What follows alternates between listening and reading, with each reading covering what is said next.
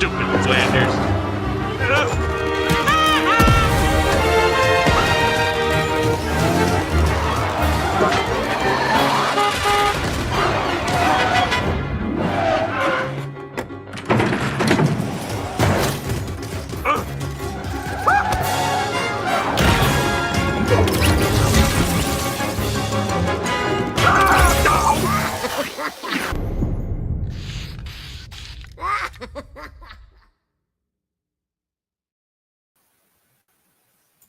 Okay.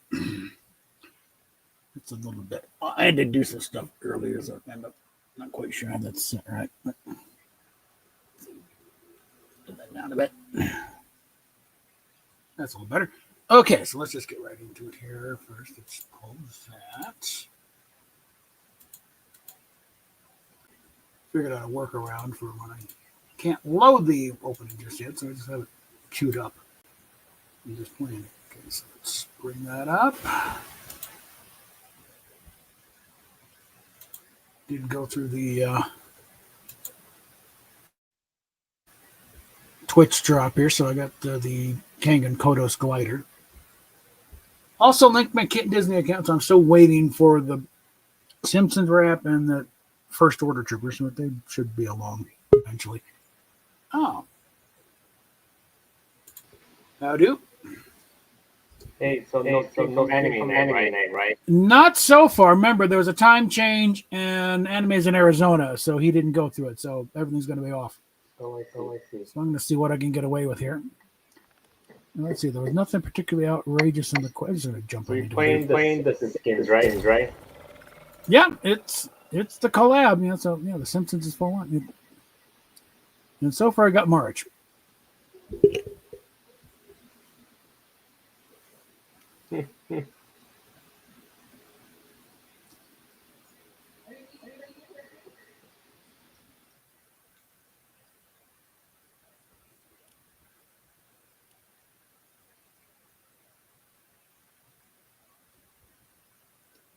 I think the next skin up right now, that's all I want. Yeah, the next one up is going to be Flanders. No, actually, it's Witch Marge. Then Blinky Fish Stick. And then I think we get Flanders, and then Stupid Sexy Flanders. And then, it's a mini season, so it'll wrap up quick.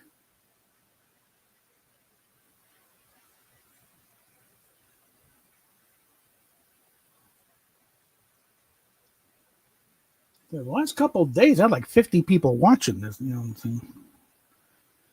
it's only up to 3. It's building. And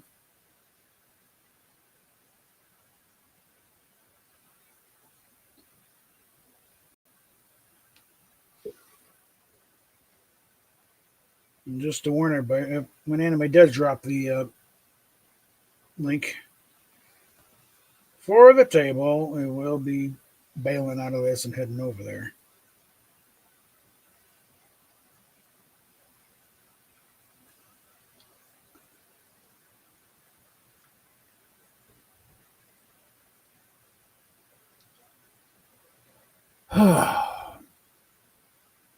That is a smaller island, but not ridiculously small. It's not like, Blitz, where it's like, you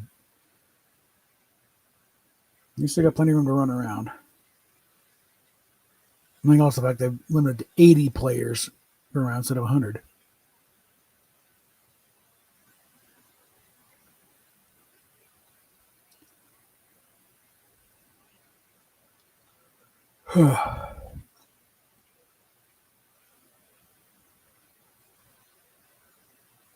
I think I will see about getting Bart at some point.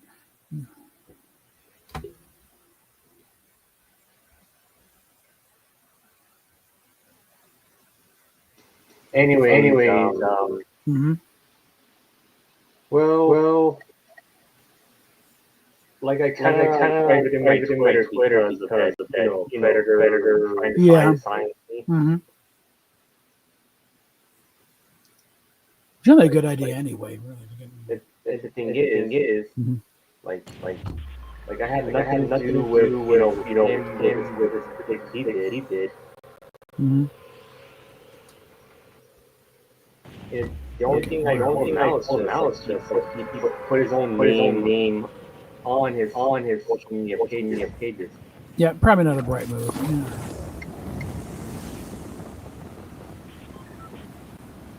That's why I don't reveal my real name online because you know situations happen. Yeah.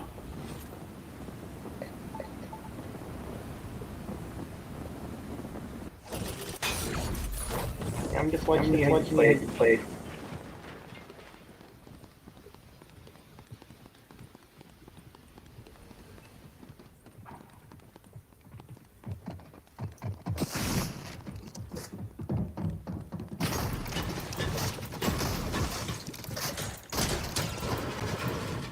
Damn it. Hold still, you bitch.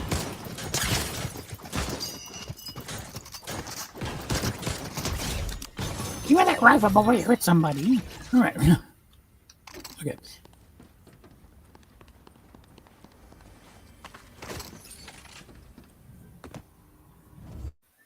No. I'm trying to get in the truck, not on it. Come on. Hate when it does this. There.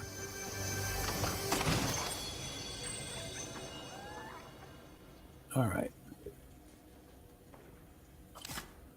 Only because I don't feel like leaving it laying around. That's, and they now have the little companions.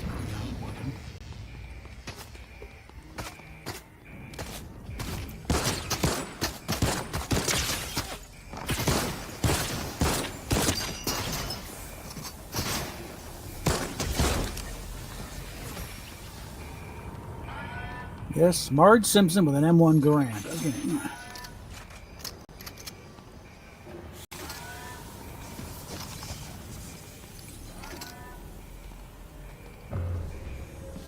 And it sounds like Homer's at work. Okay.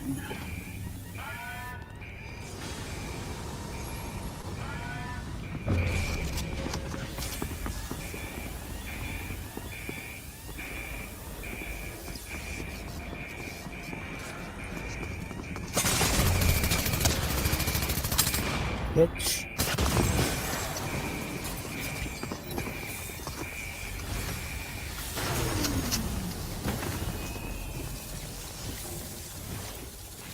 And thank you for that. Okay.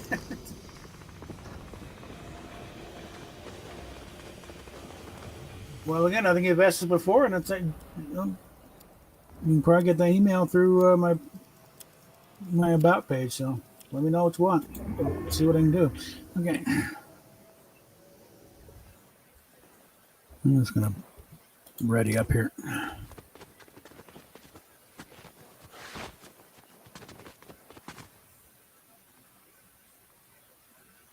Yep, just like Steamy Stacks, just go to the cooling tower and off we go. Okay.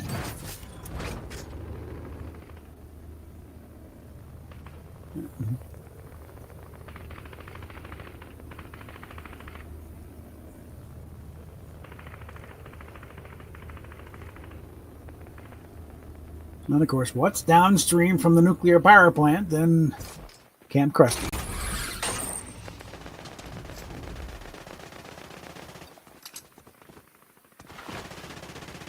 Where the kids can go out there and catch their own Blinky the fish.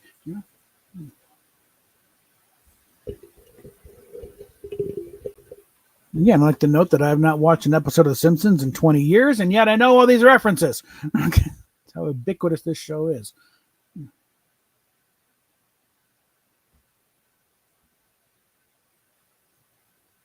Yeah. I kind of stopped watching since it become worse during those years. Yeah, well, it's like you don't have to. The camera got everything. I'm waiting for Apu to show up at Quickie Mart. Yeah.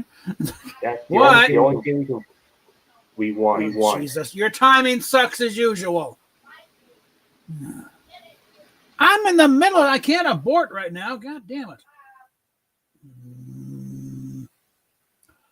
Okay, let's see how fast I die while I'm dealing with this situation here. Oh.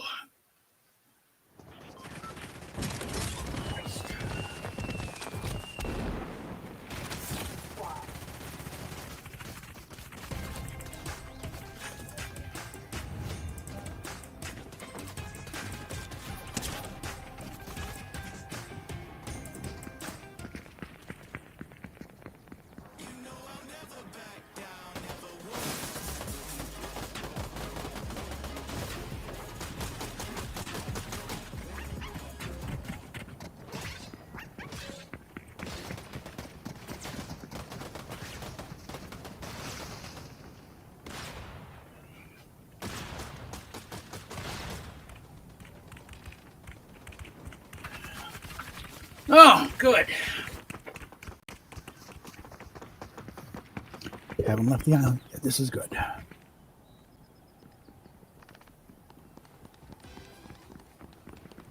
right, let's see where we're coming in from. From the north. Let's just get straight to Camp Krusty then.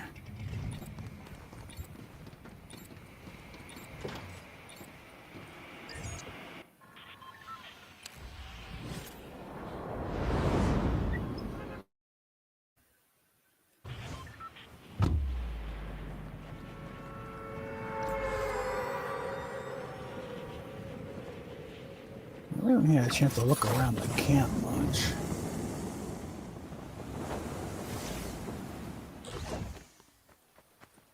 Yes, welcome to Lake Springfield, formerly Cess Hole number 7. Yay.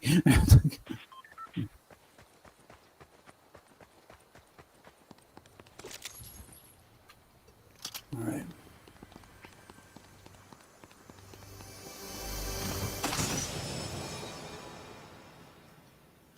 Give me that. Come on.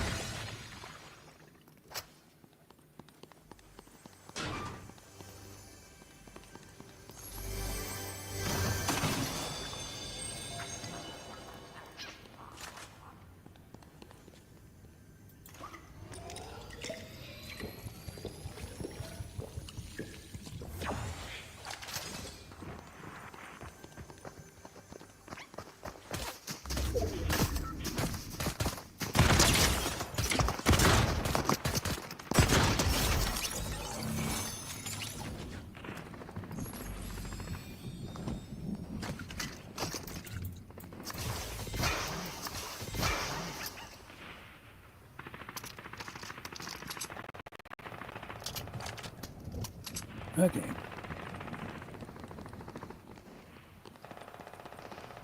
Any chances there's something up there that I didn't know about? Yes, there is.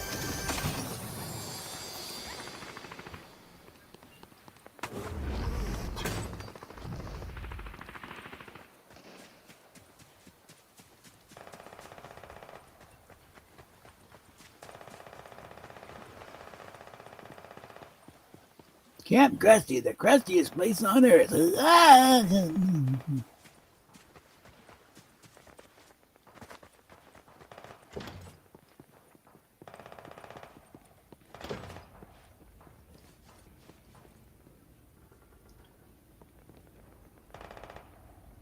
Krusty brand imitation gruel. You can't even get real gruel in this joint? What the hell?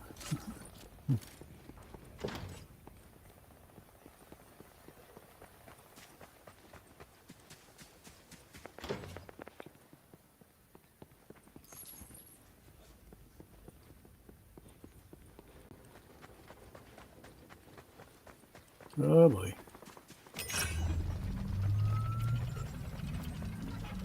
Time for the takeover.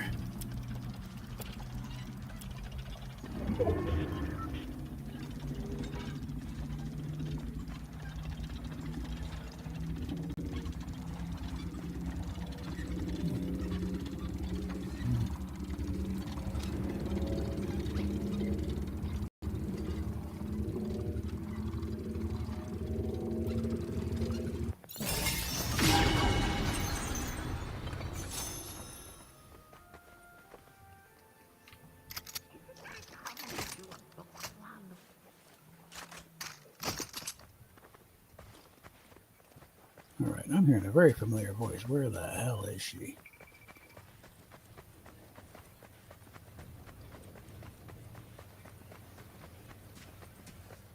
Come this way. I'm just about to take a potion out of the cauldron.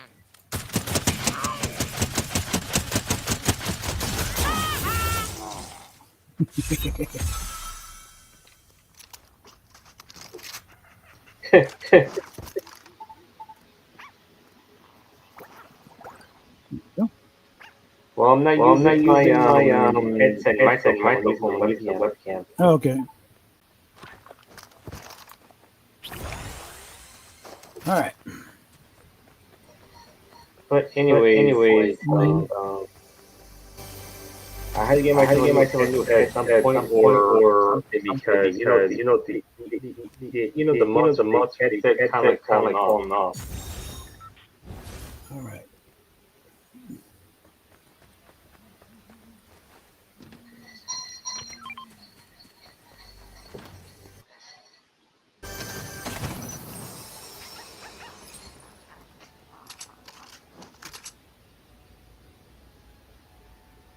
All right. Damage opponents with the pistol or SMG. Okay. No. Yeah. We're going to go with that one.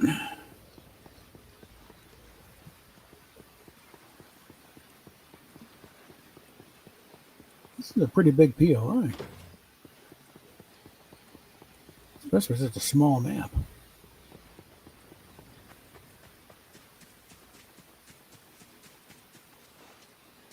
No dumping in lake. Like that stopped anyone in this town.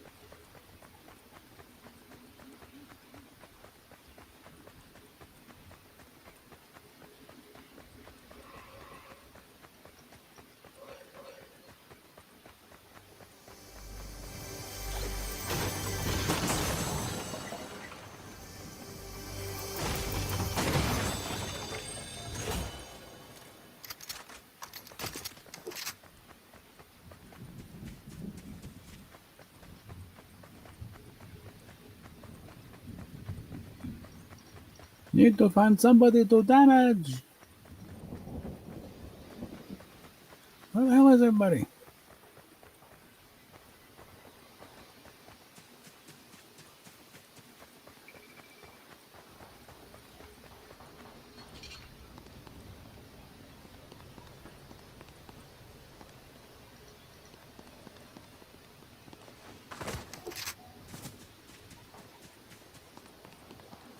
Whoopsie.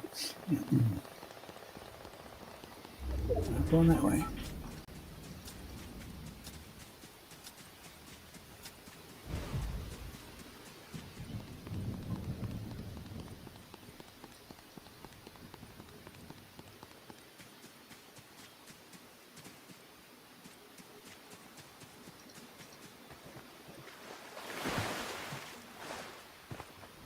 I'm gonna check out the edit styles. I think there's one where you have her hair down.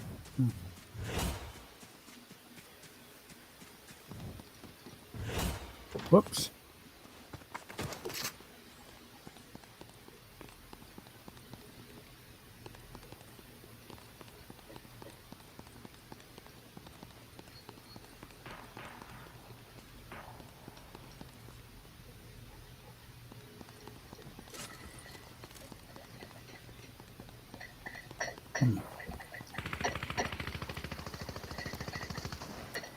All right.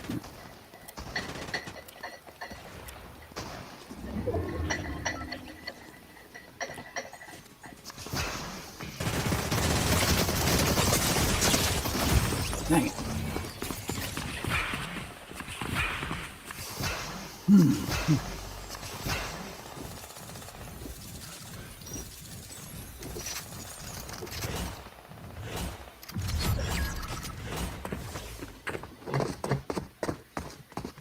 Okay. I think I may have leveled up at some point.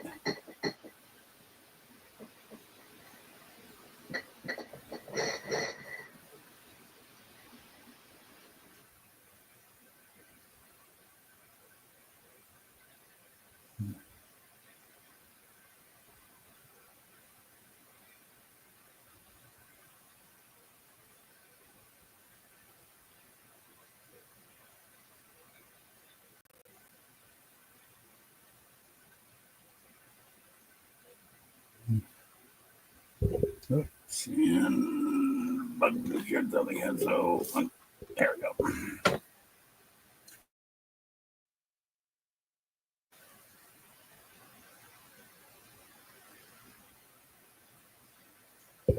Got the exterminator coming tomorrow. And this time, all the cabinets are emptied. I'm just waiting for grocery order to show up so I can use the bags to get all the mugs out of the kitchen. But everything else is like, okay, it's finally empty. Do your thing.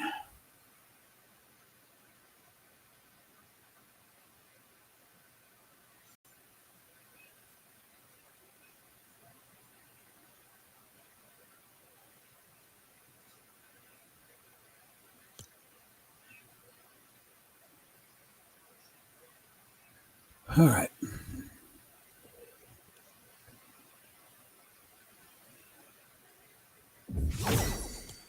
Okay, one to claim. All right.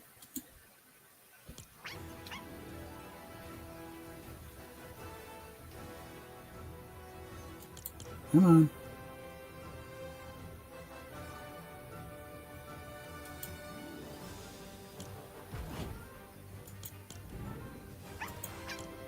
This is a standard rule. Go with the V-Bucks.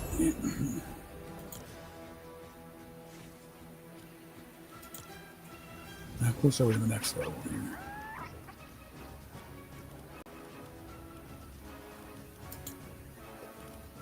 We got one daily quest done.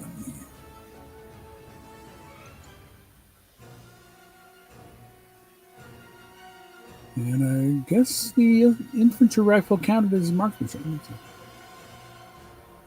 All right. Dive back in here.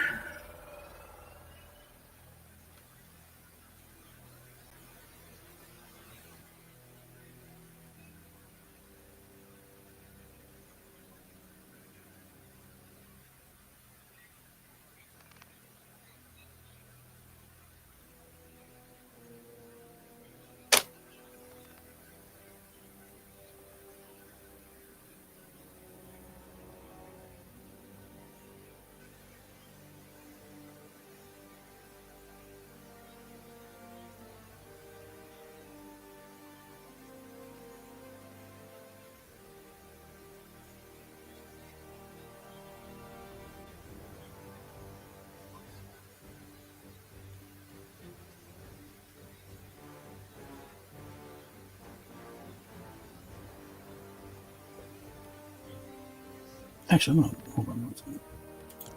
I was gonna.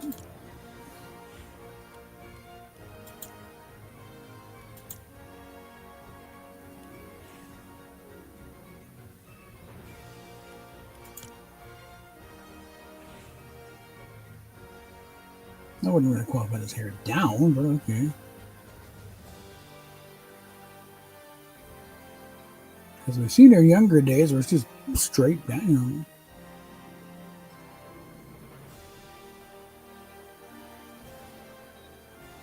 I'll go with it. It's different.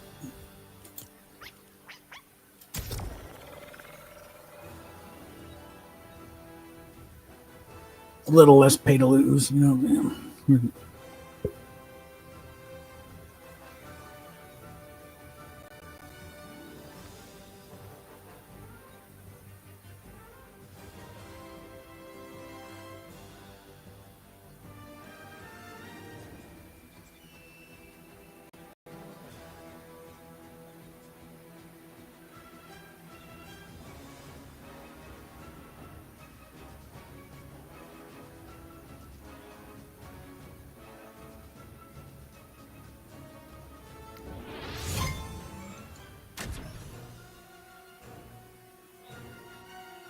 Saw something earlier on the various Easter eggs that are throughout the map. There one, and then in the comic book shop, there's a list of pictures, some pictures posted of banned customers. Of course, Bart's one of them, but another one is actually a drawing of Matt Groening.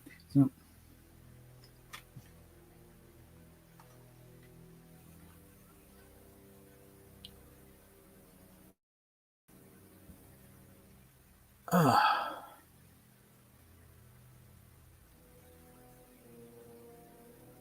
up to 8 people. Okay.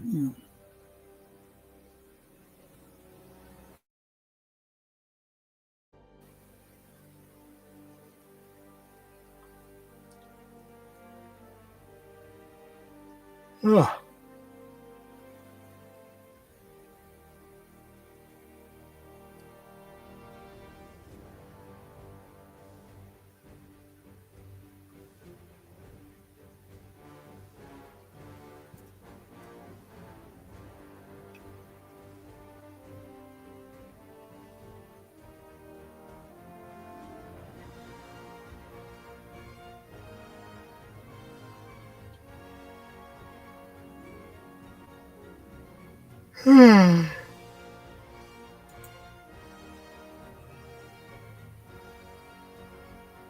Okay. Okay. We're at 6. Okay.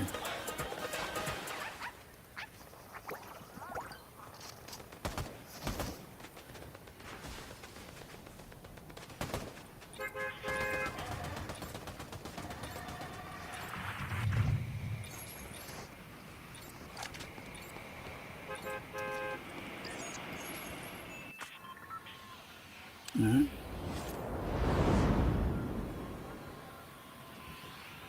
Okay, where are we?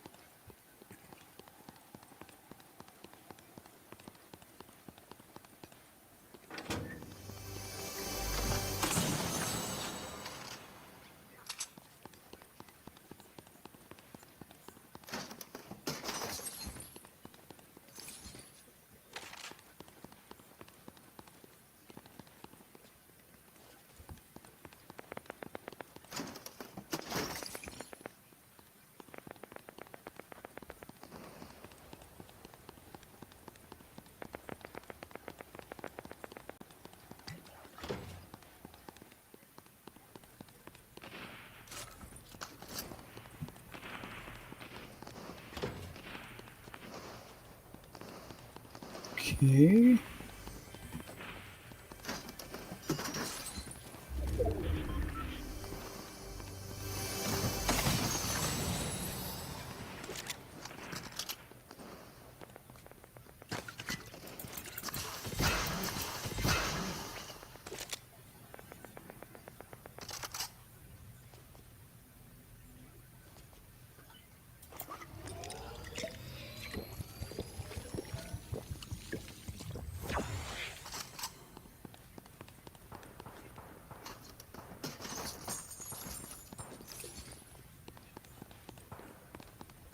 Just because I don't feel like leaving these things laying around for somebody to grab. Well, now I find one.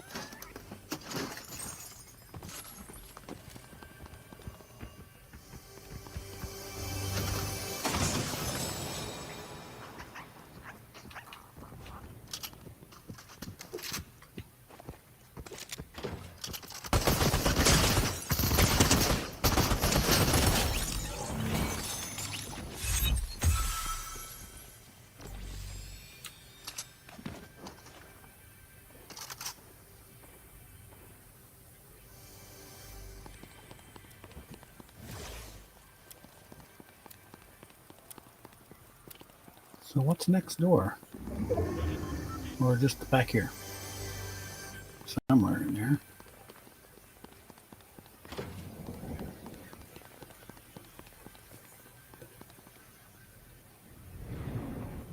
ancient Macintosh computer.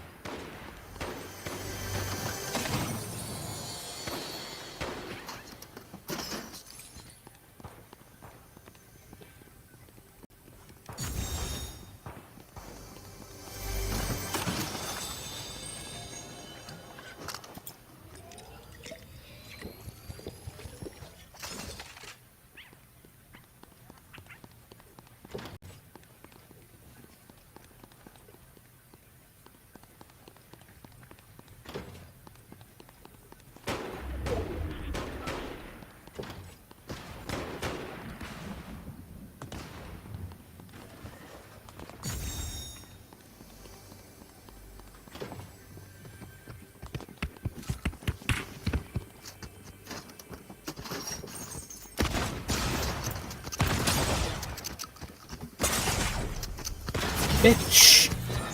God. This is why I really don't like shotguns that often unless it's attack. Too damn slow.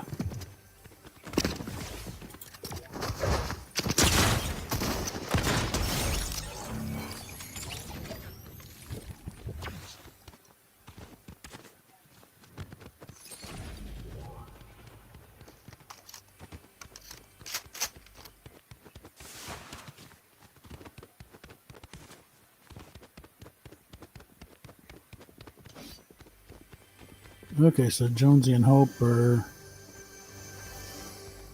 at what looks like the school cafeteria or something.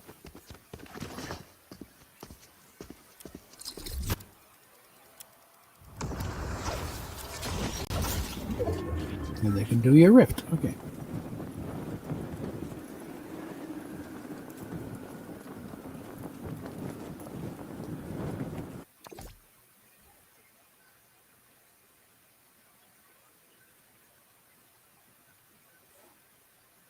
Alrighty.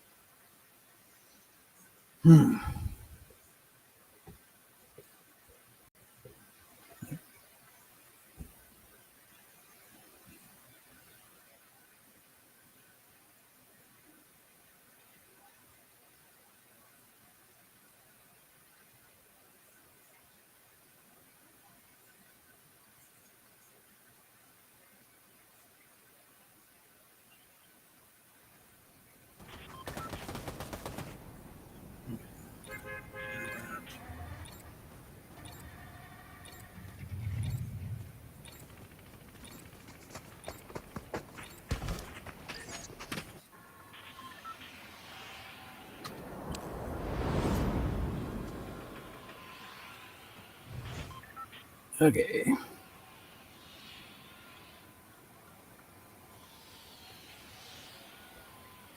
Let's try that again.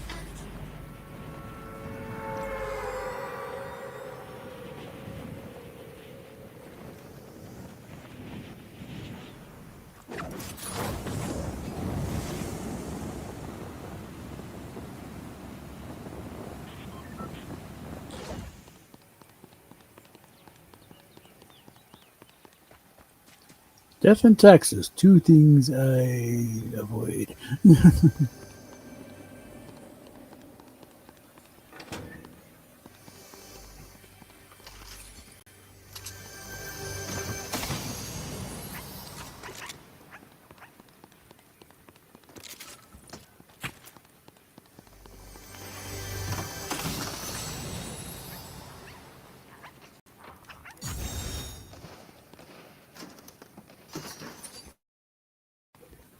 All right, so let's get back on that quest to collect up Lisa's textbooks.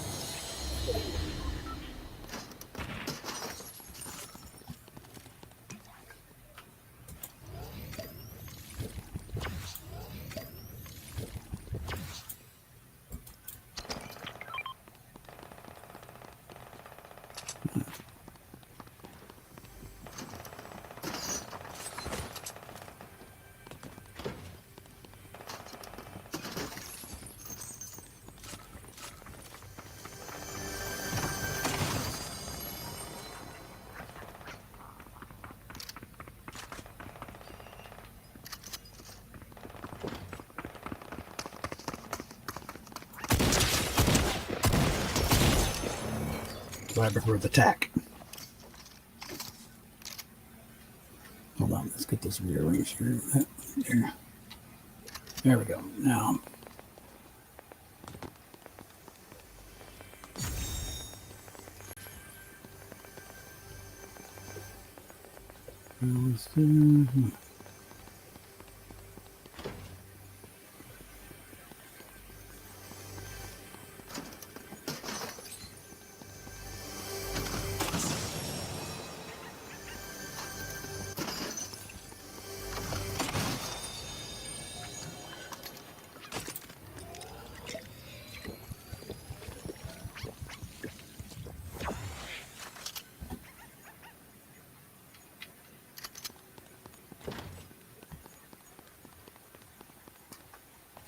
that's about Tony's. I don't know.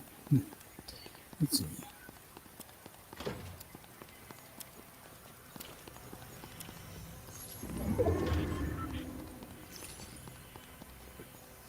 I'm hearing a rare chest somewhere.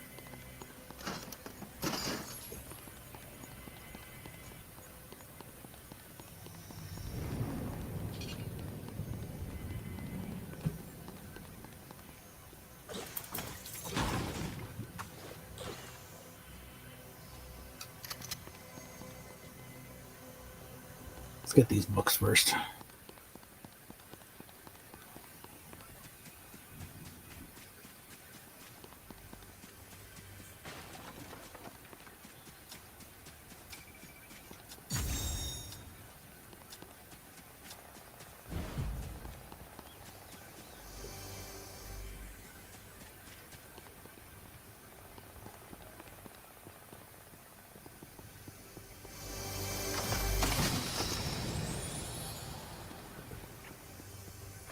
And there he is.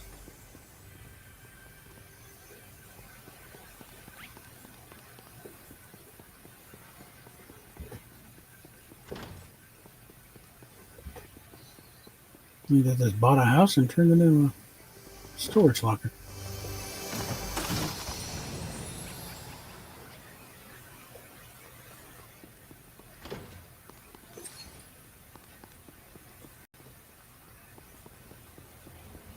Oh shit.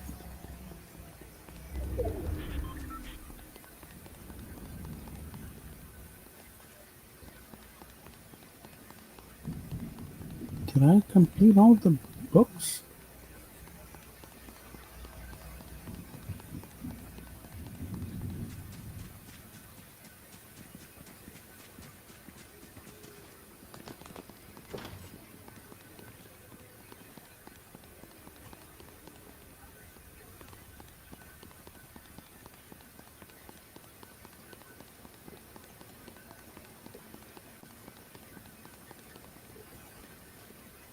Maybe I did. Okay.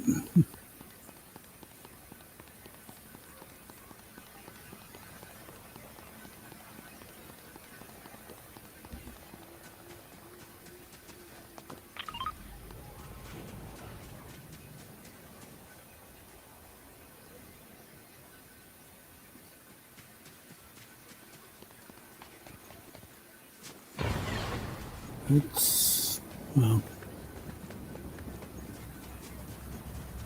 Ah, the radio station.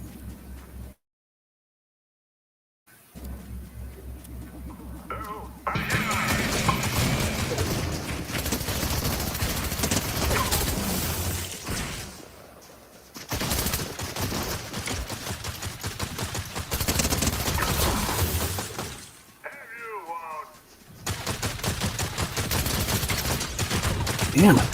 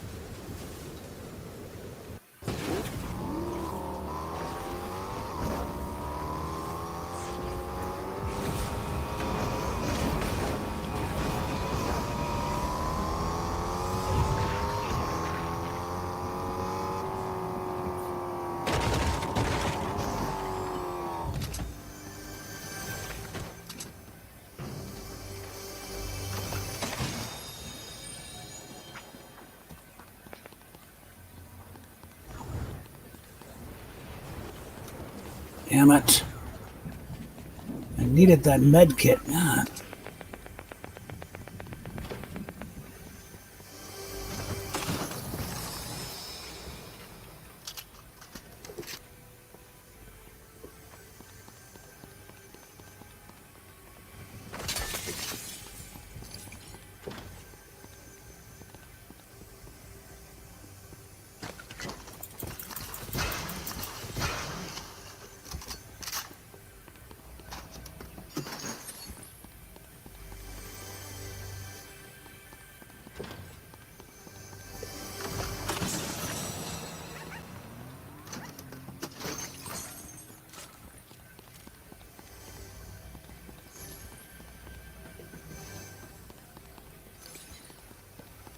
I'm about to get stuck up here.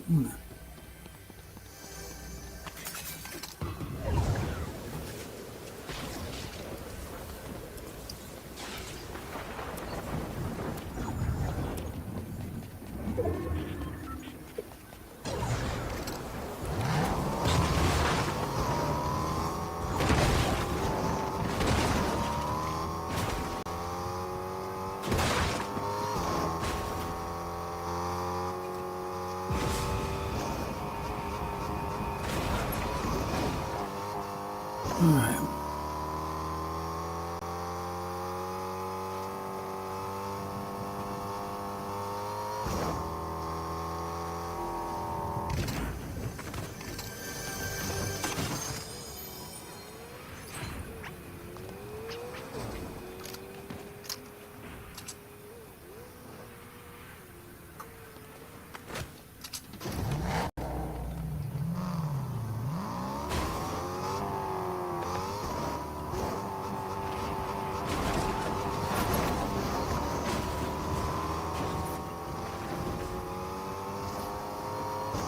All right.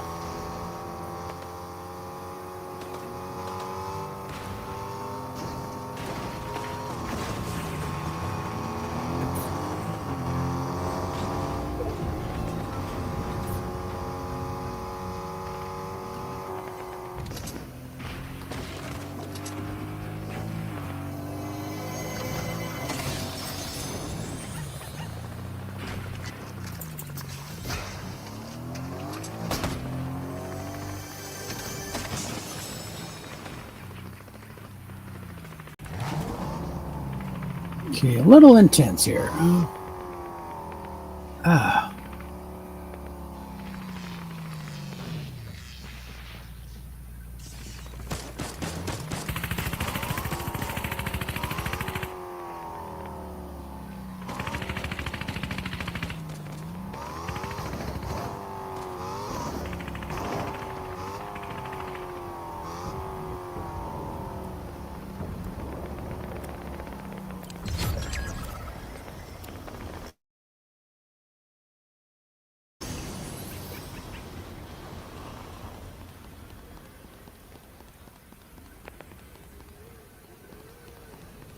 Okay.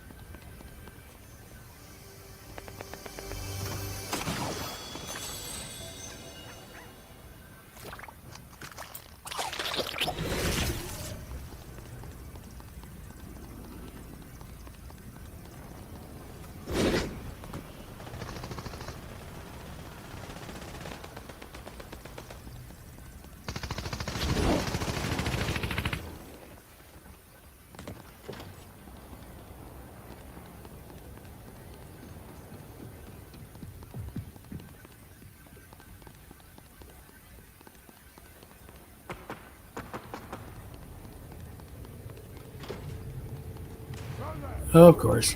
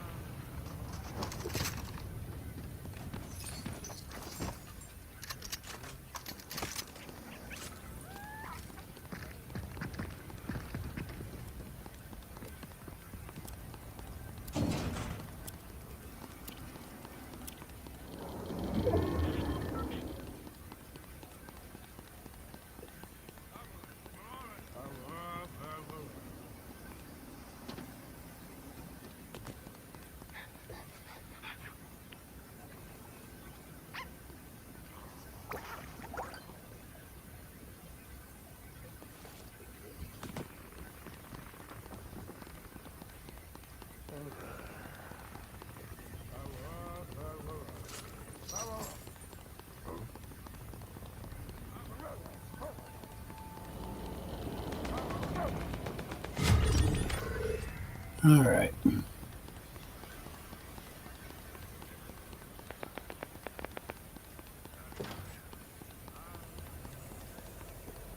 Not going in here.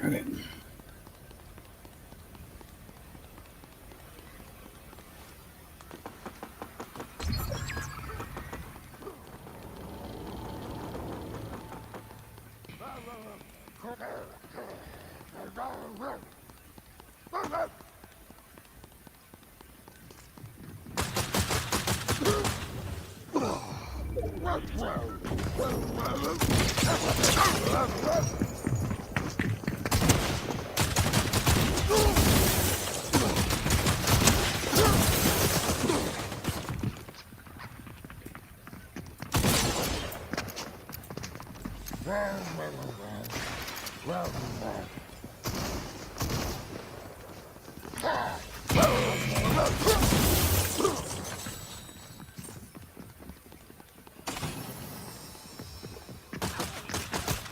Mr. Freely there? Oh, really? Hold on, I'll check. I.P. Freely here. Hey, everybody, I.P. Freely. I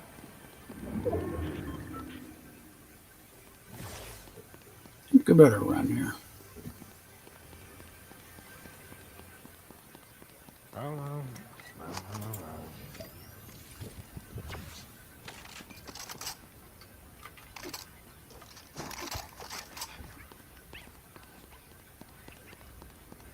Yeah, run.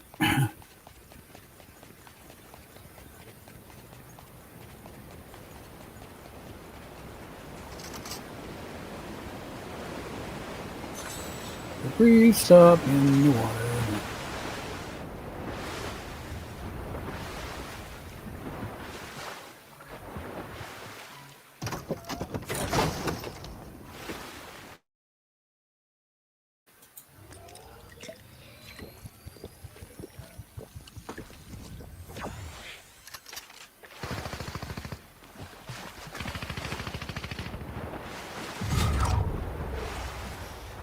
Now down to 1v1.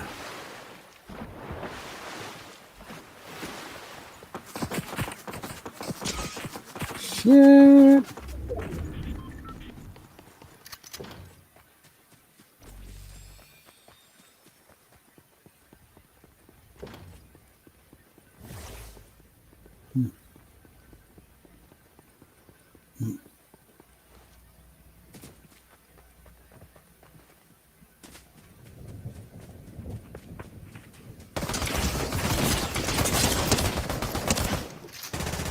Damn it.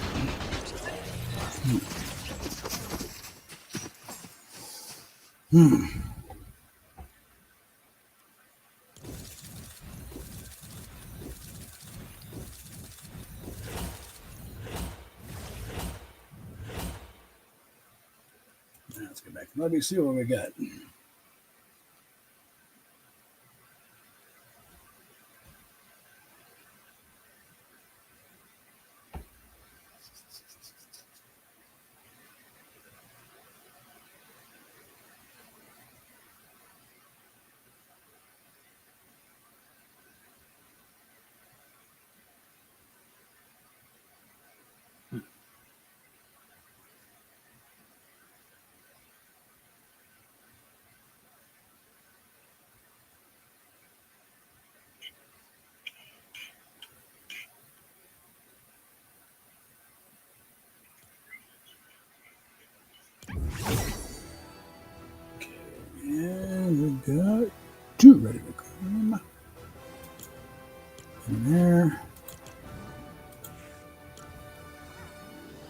Again, only standard rule.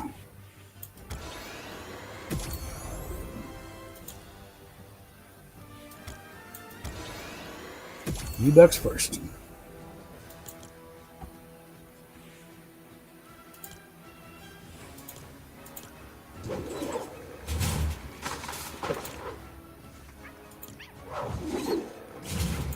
Next one, the loading screen. So, well, actually, next time we've got that lighter.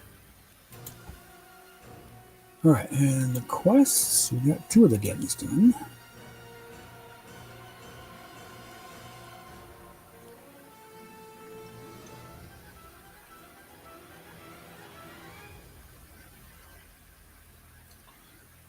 All right.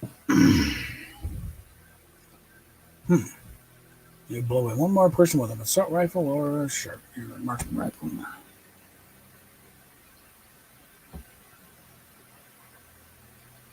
So let's do one more. At least get the dailies done.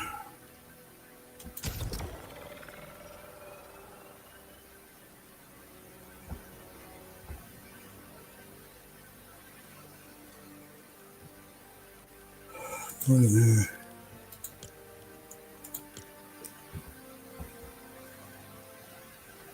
Somewhere in here is the Simpsons house. Still gotta find it.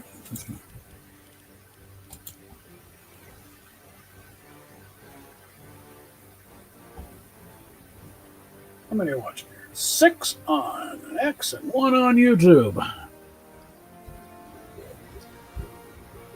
Granted, it's a bit of a drop since yesterday when like 50 people watching, but hey, all the excitement's over with. Okay, well, yeah, I know it's there.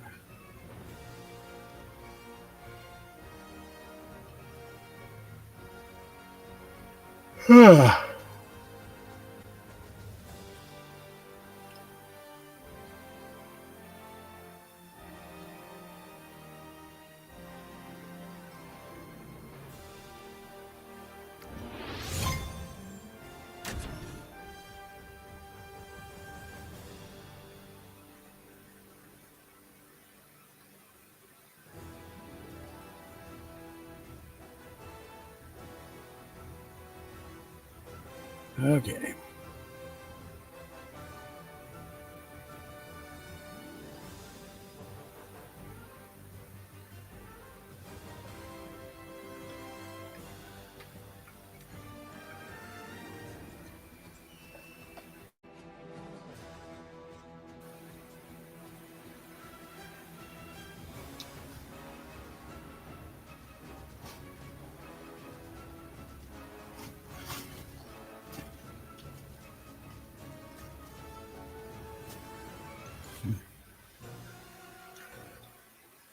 All right. Okay, we got a ways here. Yeah. So, okay, there we are. Coming in from the south here. So we got a bit of a glide ahead of us here.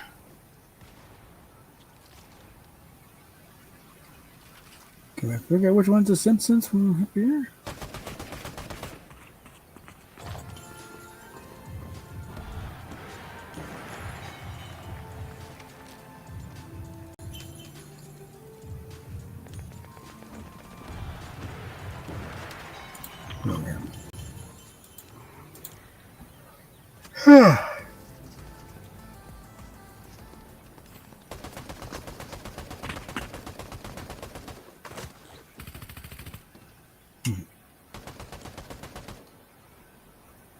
Okay, I still got Deadpool's emotes here.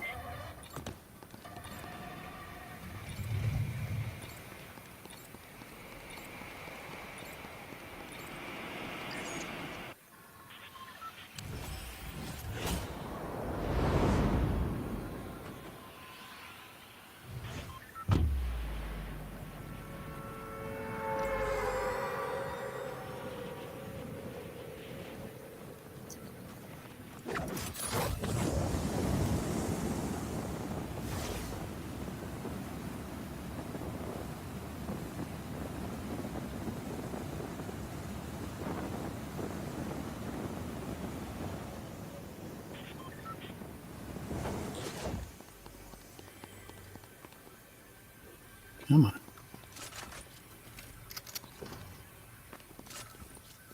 Oh, it's the Flanders house. Okay. Okay. Well, Flanders are next door, so.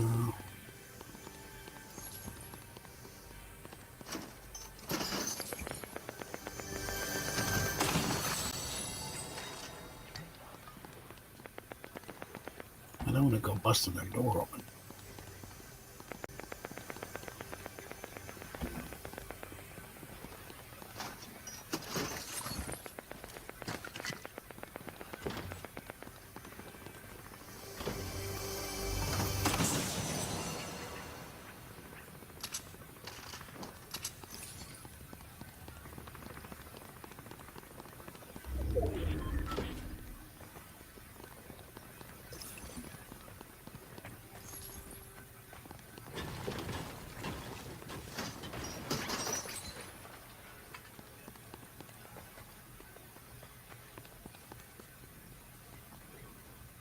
He's got a 4-poster bed.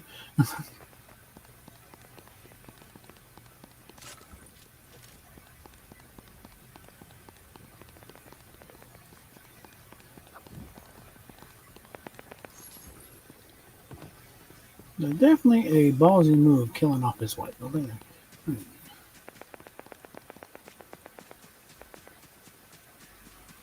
There we go.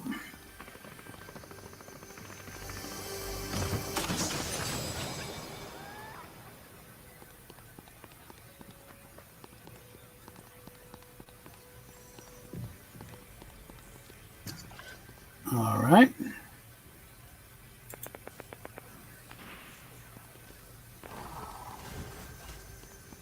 So now Marge just talked to herself. Okay.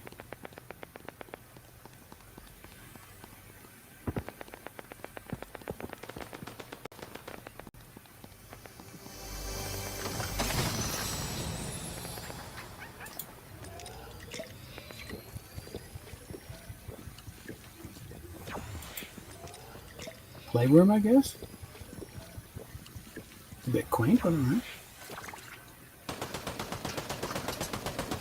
Hold on.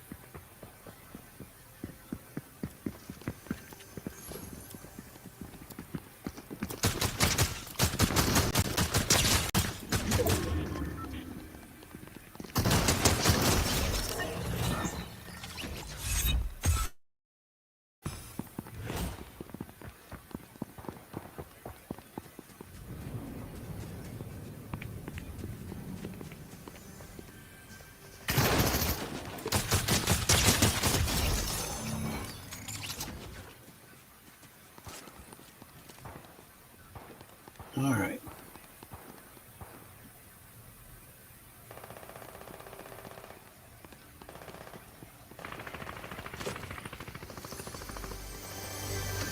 Here's Lisa's room.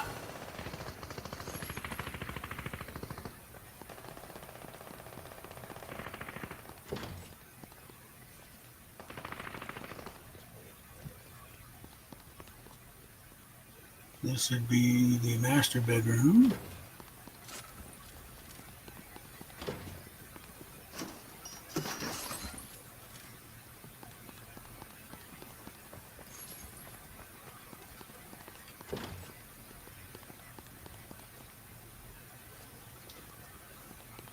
This is Bart's room.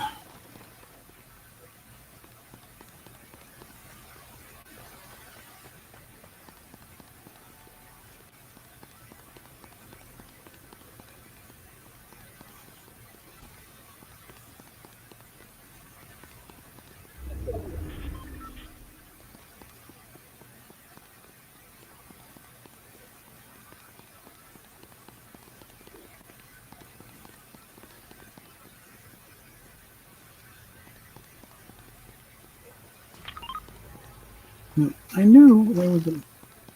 So, oh, there. That's why. Let's rearrange things a bit here.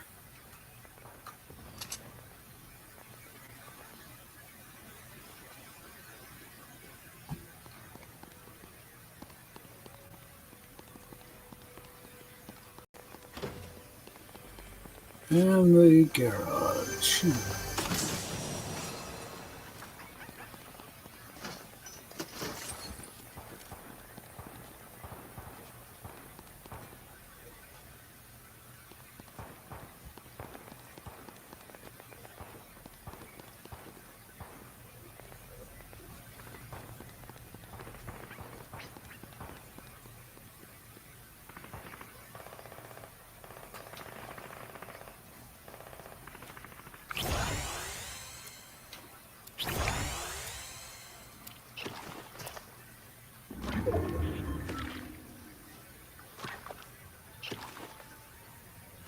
Yeah, let's stock up a bit here.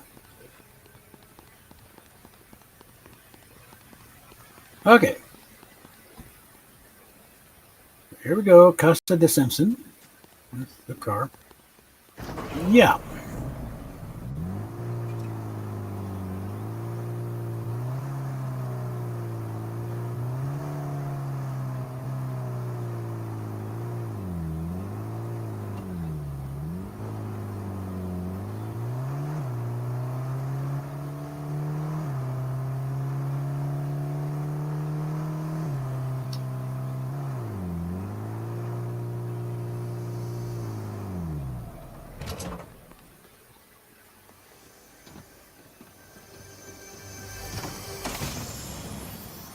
All right.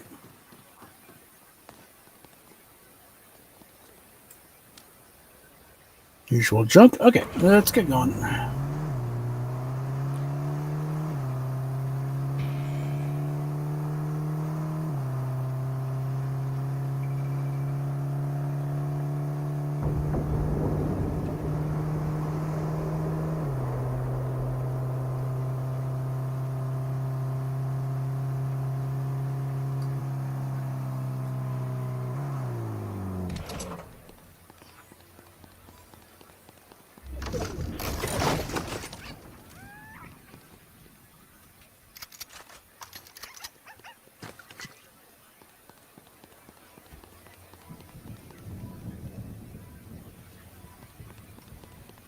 What is the damn thing?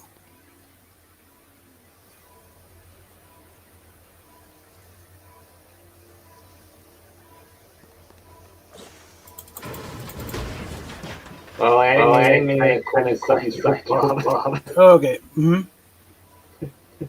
That's funny.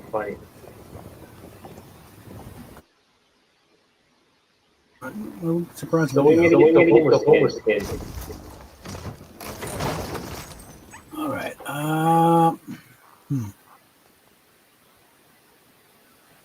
I've already got a better one than the rest of them. Yeah. But anyway, I'll be right back because I have my All right. very close.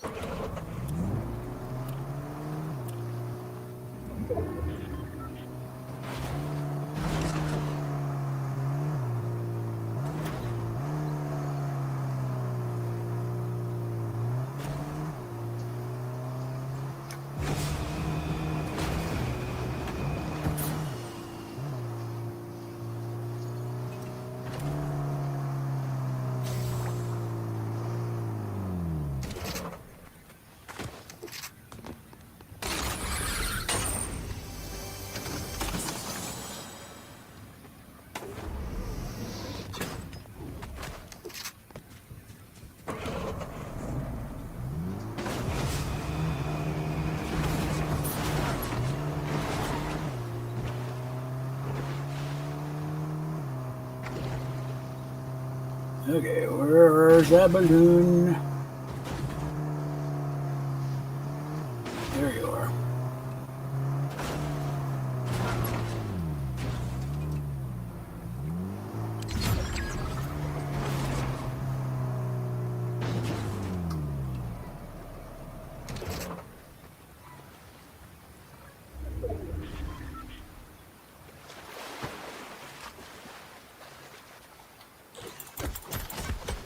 So how?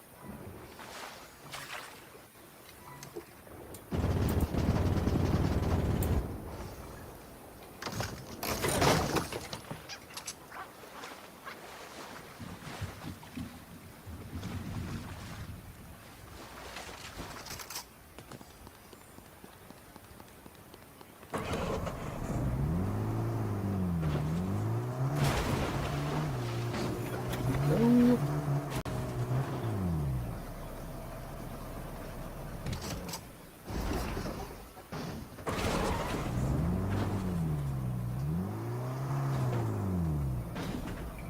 All right.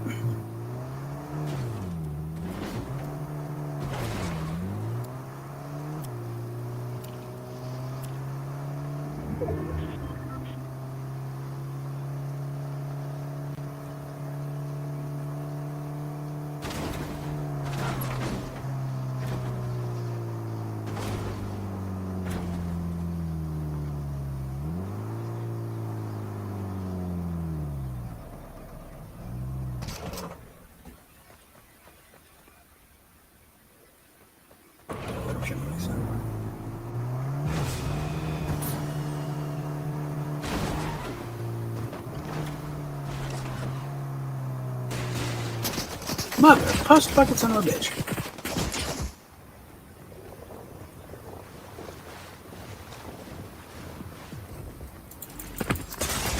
Cunt!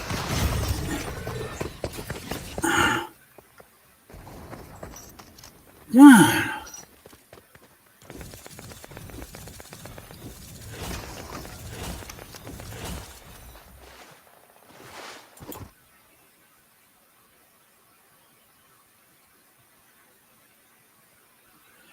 All right.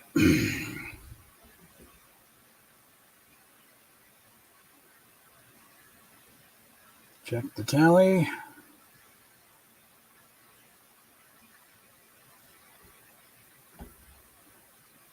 One thing with these minis you do tend to level up pretty quick.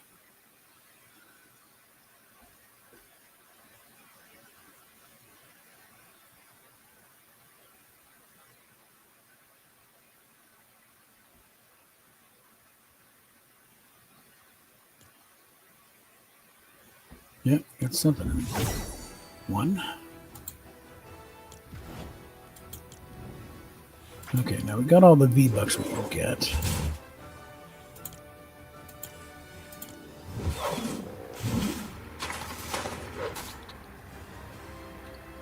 Yeah, I think we'll get the glider. Start de-Deadpooling Marge here.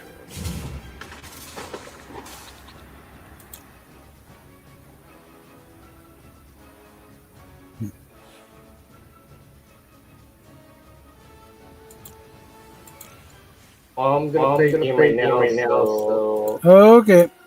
I'll see you later. All right, have fun there. All right, now where are we in quests? Got all the dailies done.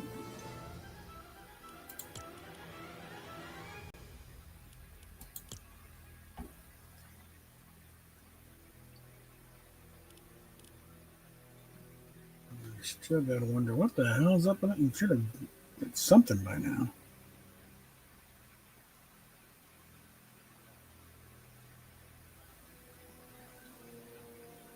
Okay, no stream tonight. Reworking some things out. See you next Sunday. Gonna have fun and good luck on the Fortnite side show. Okay.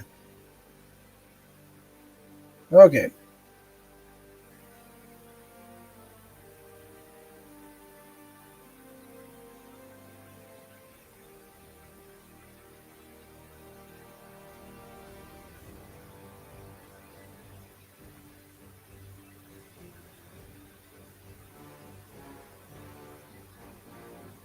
All right.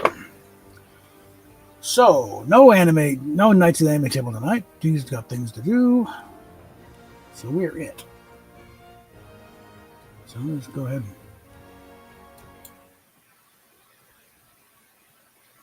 Come on.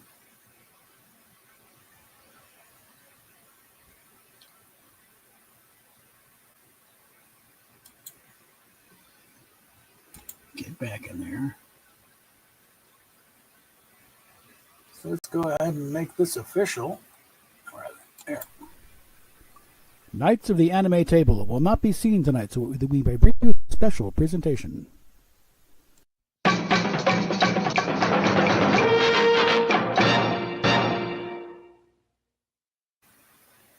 don't know if I play. I'm going to do it again.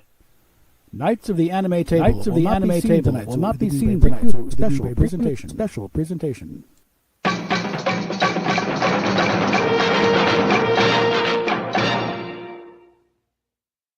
Okay, actually, I'm going to bit of a break as I'm going to stand up and stretch my legs a bit. I'm going to throw up a quick video here. Again, opportunity to cross-promote other things to do on this channel besides, All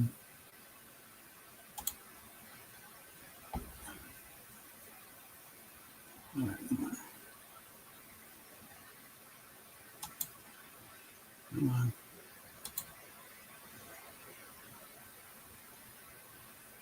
And I got to go to the bathroom anyway, so I'm going to make this one decent length one.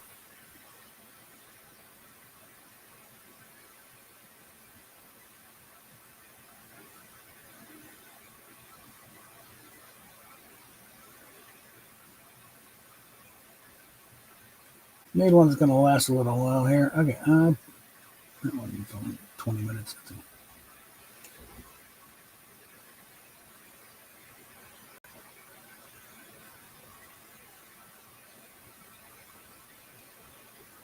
That one shouldn't be in there. That's classified. Okay. Tell you what, this one is only 15 minutes. I keep thinking that's longer. That fan spell for it. I keep thinking it's like half. No, it's only 15 minutes. Okay.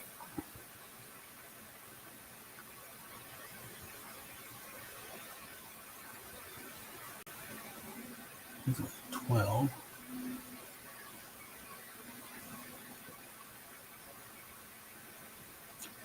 Let's go back to the beginnings here. What started this thing called Star Trek?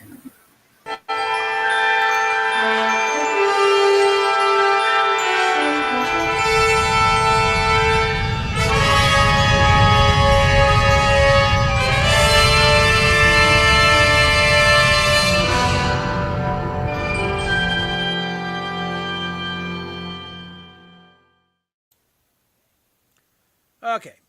For some reason, the first two segments of this series disappeared into the ether. I don't know what happened. I can't find my versions of it. We'll just start over here. Okay, so we're going to talk the origins of Star Trek. They really go back before Roddenberry became a writer at all. It was like, we need to go back really to his childhood. And a bit of a sickly kid. Wasn't, the biggest, best. He asthma, eyes didn't work right and stuff. He wasn't a very pretty sight, as in his own description. But he found refuge in comics and science fiction stories. So, and I got him through a bunch of that. His parents didn't understand him. Because this, he was born in El Paso, but they moved to Los Angeles when he was very little. So, how much connection he felt to Texas, I don't know. But he would, play around in his own mind. I don't know, because he did have other siblings. He had a younger brother, Robert, and I think he had maybe a sister too. But for a while, it's like he would play with himself. Again, in a clean family sense, it was like he was just, entertaining himself. There was one point he tells a story where he was pretending to be, the captain, pilot of a ship or something. He had a second, a soapbox. And another soapbox pulled on top of him, so it was an enclosed vessel. And as he's going along piloting in the cosmos, you can hear his parents outside wondering if last year's asthma resulted in this year's brain damage. Another one where he's supposedly helping the father clean up the garage, where actually the father's cleaning and he's there facing the firing squad. Bow jest or something. He's like, the moment bullets spun him to the ground, he's there bravely dying. He looks up and sees his dad, kind of like, okay, it's some new kind of seizure I need to know about. That sort of thing. That's the kind of kid he was. And going through, but at one point he was, some teacher accused him of doing something or messing up something. He didn't do it. But it was easier to just cop to it so he can get on with his life type of thing. So that kind of built in a arm's distance relationship with the truth. It kind of, if an easy lie gets you out of a mess, go with the easy lie and get on with your life. Leave them worry about it. So that comes in later in life when he's having to deal with people, especially in Hollywood. That actually became a useful skill. But he gets adolescence, and actually the body really did a bit of a miracle of puberty. He grew stronger than normal, and asthma is actually able to be the athlete he dreamt of. But then also, science fiction again kind of came to the rescue. Time how to live your life, exists with these lesser mortals. When he's stronger than anybody else, so like how to not get stupid,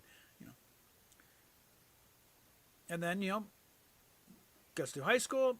At one point he was in there was a high school debating society called the Archons. So again, magpie mind, always picking these things and storing them for later use.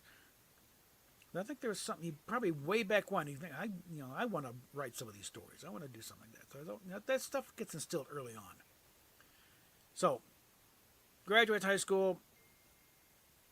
Not sure what he did immediately after, but he was in his early 20s when World War II hit. So, like everybody else with red-blooded American kid,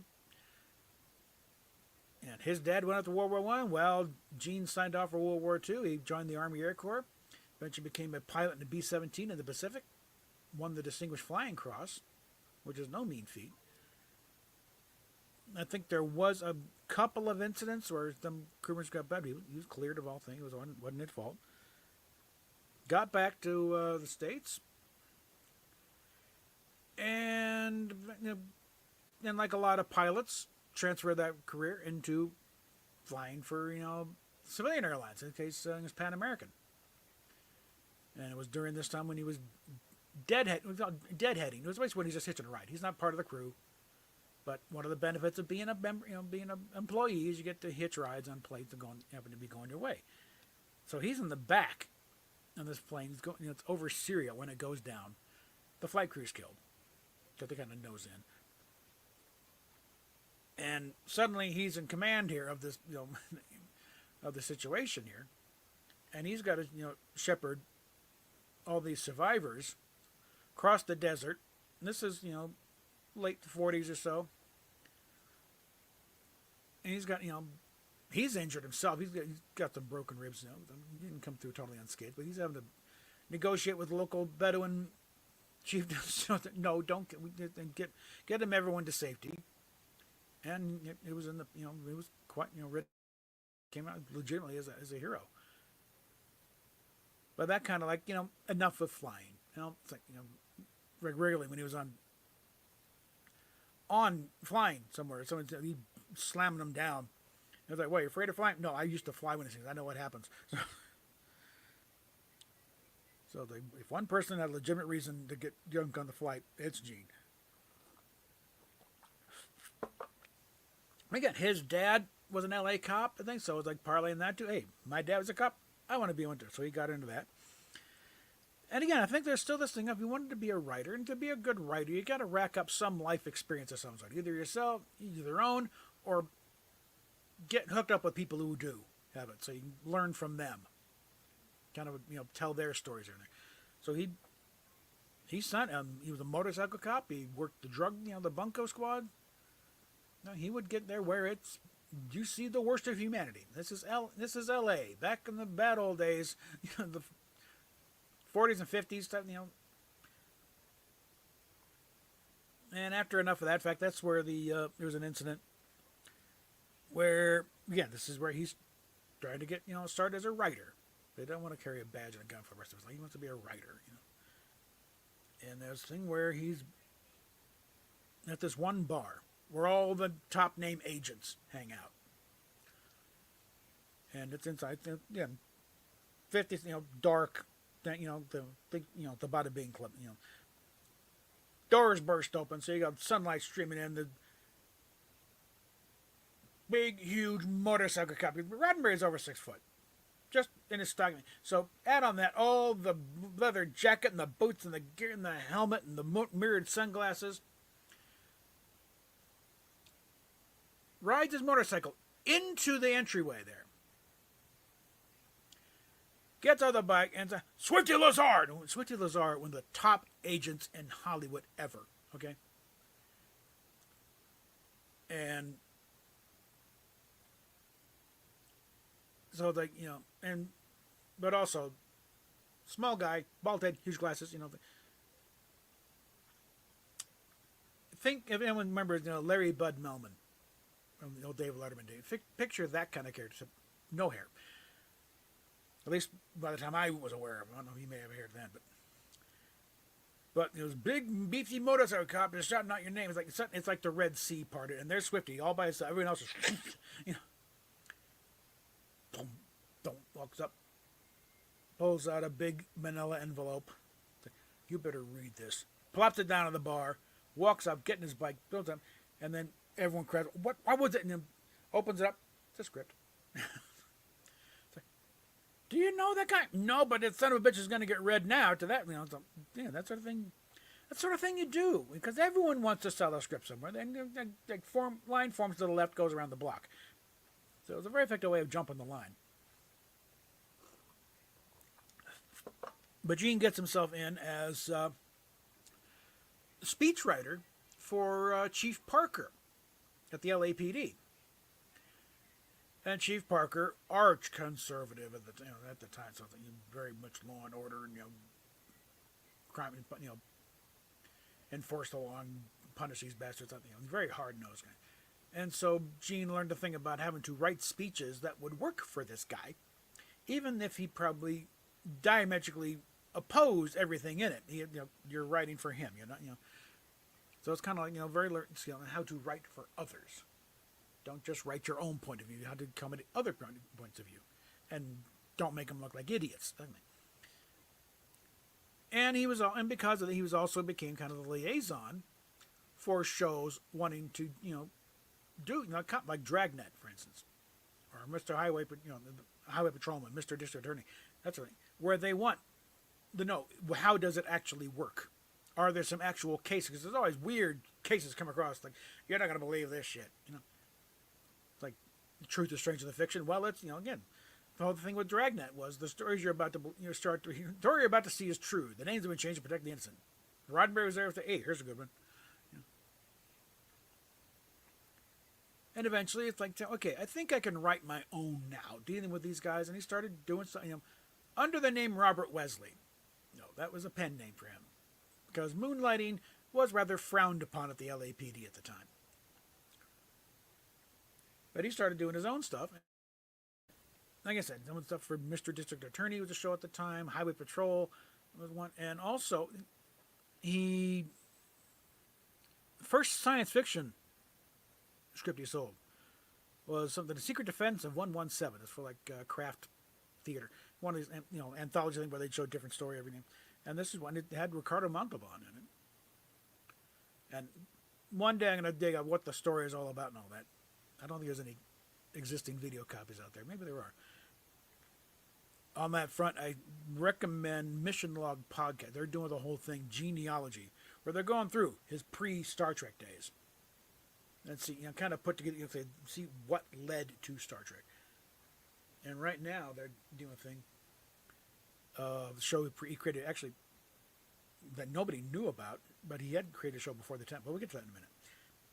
But he started selling stuff and started to get a bit of a career, and enough to the point where he felt the company could finally quit the LAPD and become a full-time writer. And he was a very in-demand writer at the time. A lot of Westerns, but he really picked up on the show Have Gun Will Travel. He wrote like 23, he wrote more scripts for that show, like 23 scripts. He would later claim to become the head writer of that show. There was no head writer in that show. That's it. If there was, he probably would have been it, but there was no head writer. He did contribute more episodes to that show than anybody else, though. It was like 20-some scripts. But let me check here, because this is going to overlap some. Because while he's doing Have Gun Will Travel,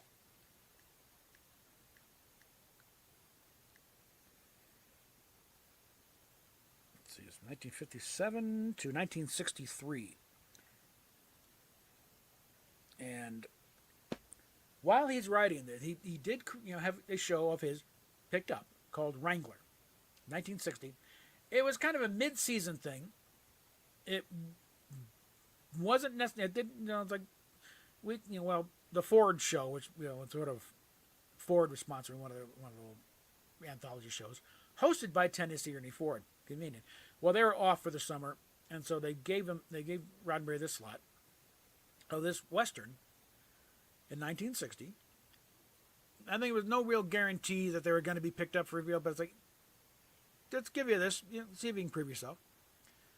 And it started off because he'd already been recognized as a top-notch writer with Have Gun and other story, other strips, other stuff he's done. But this one is a little rougher, because you couldn't blame a story editor for this one, so it was a little rough here. It's like where Paladin was not a perfect character, outstanding, all these things, very knowledgeable and very well read, but he did have, you know, he wasn't perfect, you know. This guy he had in there, Pitcairn was the name. The case could be made. This guy was a bit of a Gary Sue. He was perfect in everything. He was more awesome than anyone. And you know, they're doing this right now in Mission Log Putt because they just came across this stuff. Yeah, there's not much mention on IMDb. They can't even find. They found the script for the pilot, but they haven't found the tape. It was notable in the fact that it was the first Western done on videotape. Now, the on-set stuff looks like a soap opera of the time. The outdoors, the location stuff looks fantastic. That's just all on videotape. So they're still going through that, and it'll be interesting to see if some of the stuff starts coming to light. But that was the first created by Gene Roddenberry show, you know, and it was a bit of a big deal because they found the script and it's in a fancy leather binder and everything. And this is while he's still doing stuff for Have Gun Will Travel on the side, though. So. And again, that just lasted like 9-10 weeks, and it's back to the regular year and Have Gun Will Travel. And that ran through, but he picked up from that, and pretty much after Have Gun, that's when he got a second shot with the lieutenant. And for those not on the know, that was the story of a young Lieutenant William T. Rice, and yes, the T stood for Tiberius. It was revealed later on. Just life in the Marines in peacetime. And one of the things is they were able to get cooperation from the Pentagon to use Camp Pendleton as a location. So they didn't have to use backlots. They could use actual Marines marching in formation behind them. It saved a lot of money, a lot of time, and everything. And apparently it was a very well-regarded show, doing okay in the ratings. But it was kind of, they dealt with certain issues. They dealt with, people not understanding the Marine Corps type of thing or trying to use it for their own ends. I think the one story that, when he first met Leonard Nimoy, he'd been as a guest star, as a flamboyant Hollywood producer, wanted to do a movie about the Marine Corps. And and Rice is listed kind of as a technical advisor. Say, no, that's not how this worked. It would do this way. But Major Barrett was also in there as Nimoy's assistant. Although Major was there a lot more than just as that, because that comes up later with Star Trek. But they came to an episode called "To Set It Right," and this one was a bit thorny, mainly because it revolves around two Marines, Don Marshall, black recruit, and Dennis Hopper. Been around, I think he's a corporal by this point in the story. And it starts off, he's introduced, okay, there's, these are guys, these are your corporals. Well, there's some history between the Black Marines and Dennis Hopper, because he immediately jumps him right there in front of the squad room and everything, or the office. And Rice sets himself the mission. He's going to get these men to respect each other and behave. Now, he does get called on it because his Colonel Bainbridge, played by Robert Vaughn, and kind of calls on about, you're wanting to do your little, social work here. This is on you, Lieutenant, if this goes bad. Okay, we're not here for this sort of thing. It's like it'd be simpler just to transfer him to somewhere else or, whatever. But Nichelle Nichols also this is her television debut. Because the credits say, introducing Nichelle Nichols. And she's playing his wife, this guy's wife. And they shoot it, and then they get a word from the Pentagon saying, if you air this episode, we're pulling support. You will no longer have access to Camp Pendleton. You will not have access to Marine personnel. Because they did not like the idea of, a story depicting the Marines as having racists in their midst. And who's been in the military, it's like, really? We're going to completely deny reality then, huh? So, and NBC saying, it's like, no, you don't air this. We can't do. We need that support from the Pentagon to keep the costs down on here, and then just maintain good favor with the government. Well, Roddenberry thought this was an important story. It needs to be dealt with. And again, they're not saying the entire Marines, just these two guys. There's one guy problem with, but also they also point out that The black guy's got a bug up his ass too, because he gets jumped up by, I think Woody Strode plays, and you think, look, you don't know what we had to go through for you to be here. So cool your jets there, Sparky. You don't have it as bad as you think you do. But Gene screened this episode for the NAACP, and they sang it up to bring rafters. This needs to be aired out, and they kind of embarrassed NBC into airing it. You see various accounts saying, "Oh, it's so expensive." They never aired it. No, they aired it. They aired it, and they also aired it in summer repeats too. And the Pentagon followed through. They pulled support. Now, there wasn't much left of the show anyway at that point. Towards the end of the season. But, for the remainders, if they had to, pull everything back, shoot on the back lot, Roddenberry's out there training extras into how to march right. But it was like, it wasn't so much that censorship was a big deal at the time. It was that television goes in cycles. If this had aired just a few years earlier, wouldn't have been any problem, really. Because television was handling weightier subjects at the time. But they were coming out of that, and they figured that people are tired of being preached at and lectured. They want just straight entertainment. So Roddenberry was really a little behind the times at that point. But he also started thinking, because, he was familiar with Jonathan Swift, and the way he was able to just skewer institutions like the royal family and Parliament and other things at the time, because he couched it in terms of Lilliputians and Winans and Yahoos and stuff, and it slipped right on by the people he was poking fun at. And actually, before this episode aired, it already hit the trades that Roddenberry was working on a sci-fi show. There was already a blurb in Variety in January, and the episode aired in February. So it was already known he was working on his own show. And it was going to be a sci-fi show. But it went through, and they did the run, and NBC pulled the plug on it. Again, the ratings were okay, but Roddenberry made them look like a bunch of racist bigots. And again, we're talking, New York and Hollywood elites, and they still wanted to be as progressive, and they wanted to push these things. But it's like they also got sponsors and such, investors that keep happy. So you can't put. It's like, no, don't, Gene, please. But it's like no, that's it, you're done. And so Roddenberry, Lieutenant gets canceled. Robert Vaughn goes on to have do Man from U.N.C.L.E., like right afterwards. So Roddenberry starts going and working on his sci-fi idea, which becomes Star Trek. Like the first format was dated March of '64. I'll have to check the air day schedule, but I don't know when the last new episode of Lieutenant aired, but close, maybe a little bit before that.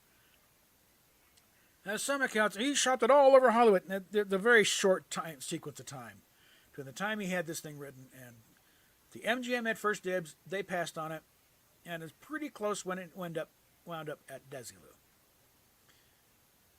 And at this point,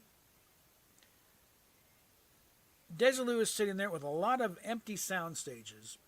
Like the only one really in regular use was for the Lucy show, and I think they had a couple of game shows here and there. And they wanted to start getting into more become a major player, so that they can do more stuff than just Lucy, And so they brought in Herb Solow, who was an NBC exec, brought him in to say, bring us concept, bring us stuff. And right off the bat, he brings in Mission Impossible and Star Trek. Because Roddenberry comes in, does his pitch, and Solow's there, Herb Katz is there, I think maybe even Gene's agent. And they do it, okay, yeah, we'll sign you with something here, let's see what we can do with it. And this was for '64. If that had gone right, it would have premiered alongside Lost in Space. But again, you got the legendary pit where Oscar Katz gets so excited about this. This is just what we want to do if it does a show. We can play with the big boys. He personally takes Roddenberry over to CBS. And of course, the story is, they're grilling him. How would you go about doing this type of show? And asking him all kinds of technical stuff about, like reproducing planets and stuff and doing the thing, And Roddenberry thought he was being helpful and helping his case by saying, we can do this and this, And it wasn't until like the end when, well, yeah, thanks for all that, very interesting, but we decided to go with the show we've already got called Lost in Space. It's like, yeah, basically they had questions about Lost in Space, and Roddenberry gave them a how to go about doing it. He felt very used. So it's like, go back. It's like, okay, well, that didn't work. You only had 3 networks at the time, and the feeling was that CBS was the inside shot because Lucy and CBS go back to the radio days, and I Love Lucy was the #1 show for a long time, and the Lucy show was doing pretty well too. So they kind of felt CBS had like first dibs on anything they'd come out with. So Herb, it's like, Oscar, let me handle this. We only got 2 shots left. I don't know anybody at ABC, but I still got buddies at NBC. Let me do this. And told Roddenberry, don't say anything unless directly, just shut up. Let me do the talking. And it's like, so they just sit there and look pretty. And Herb is the one who, when, again, all the execs at NBC, Mort, Grant Tinker, Mort Warner, all that, they knew Herb. They knew Herb Solo. They were friends with him. So they said, as in deference to him is why they went in and bought Star Trek, because they didn't want to deal with Roddenberry again after that whole thing with the lieutenant. So it's kind of like, okay, Herb, you're the one who's going to run herd on him, okay? Because we dealt with him before and it wasn't fun. He doesn't like to play by the rules. And we got to play if we're going to keep this thing. So they went through it, okay? And they submitted some scripts for pilots. NBC picked The Cage. And it comes back like, the idea was this was going to be the hardest one that they're going to pull off. If they can pull this off, then they got something. But this will be the toughest one. So I was like, you want a show? Do this one. If you can do this, then we'll talk. And again, it was sold as, kind of a space western, wagon train to the stars. It wasn't referred to being as a wagon train. It was like the show Wagon Train. Because it wasn't just, the fact that recurring characters, but different guest stars every week. Also, this was considered quality television. You'd have big name people guest starring on Wagon Train. Well, they did it, and they delivered the pilot. And no, it wasn't the action adventure shoot 'em up that Gene kind of promised them, but they did pull it off. They made a very compelling story. The production levels were up there, and it was like Mort Warner and Herb Solo had to talk. It's like talking about, well, okay, did we? Yeah, well, we kind of sandbagged you there, Herb. We didn't think we picked the one because it was the hardest one. We didn't think you'd be able to pull it off, but you kind of did. So we're kind of at a quandary here. And Herb's, well, we'll just do a second pilot. Okay, fine, you got it. That was it. Contrary to the legend, second pilots were not unheard of or unprecedented. It's as old as television itself.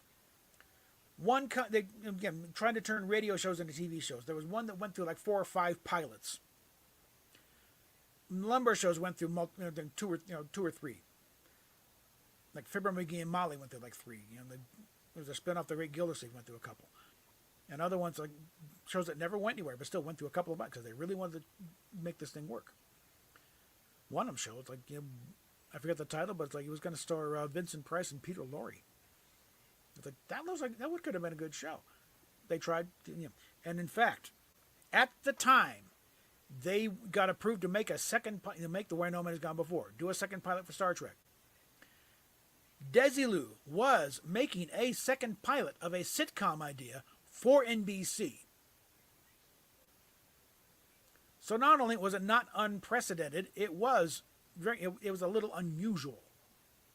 But it was not unprecedented, it wasn't unusual, and in fact it was being done at the very same time by the very same studio for the very same network.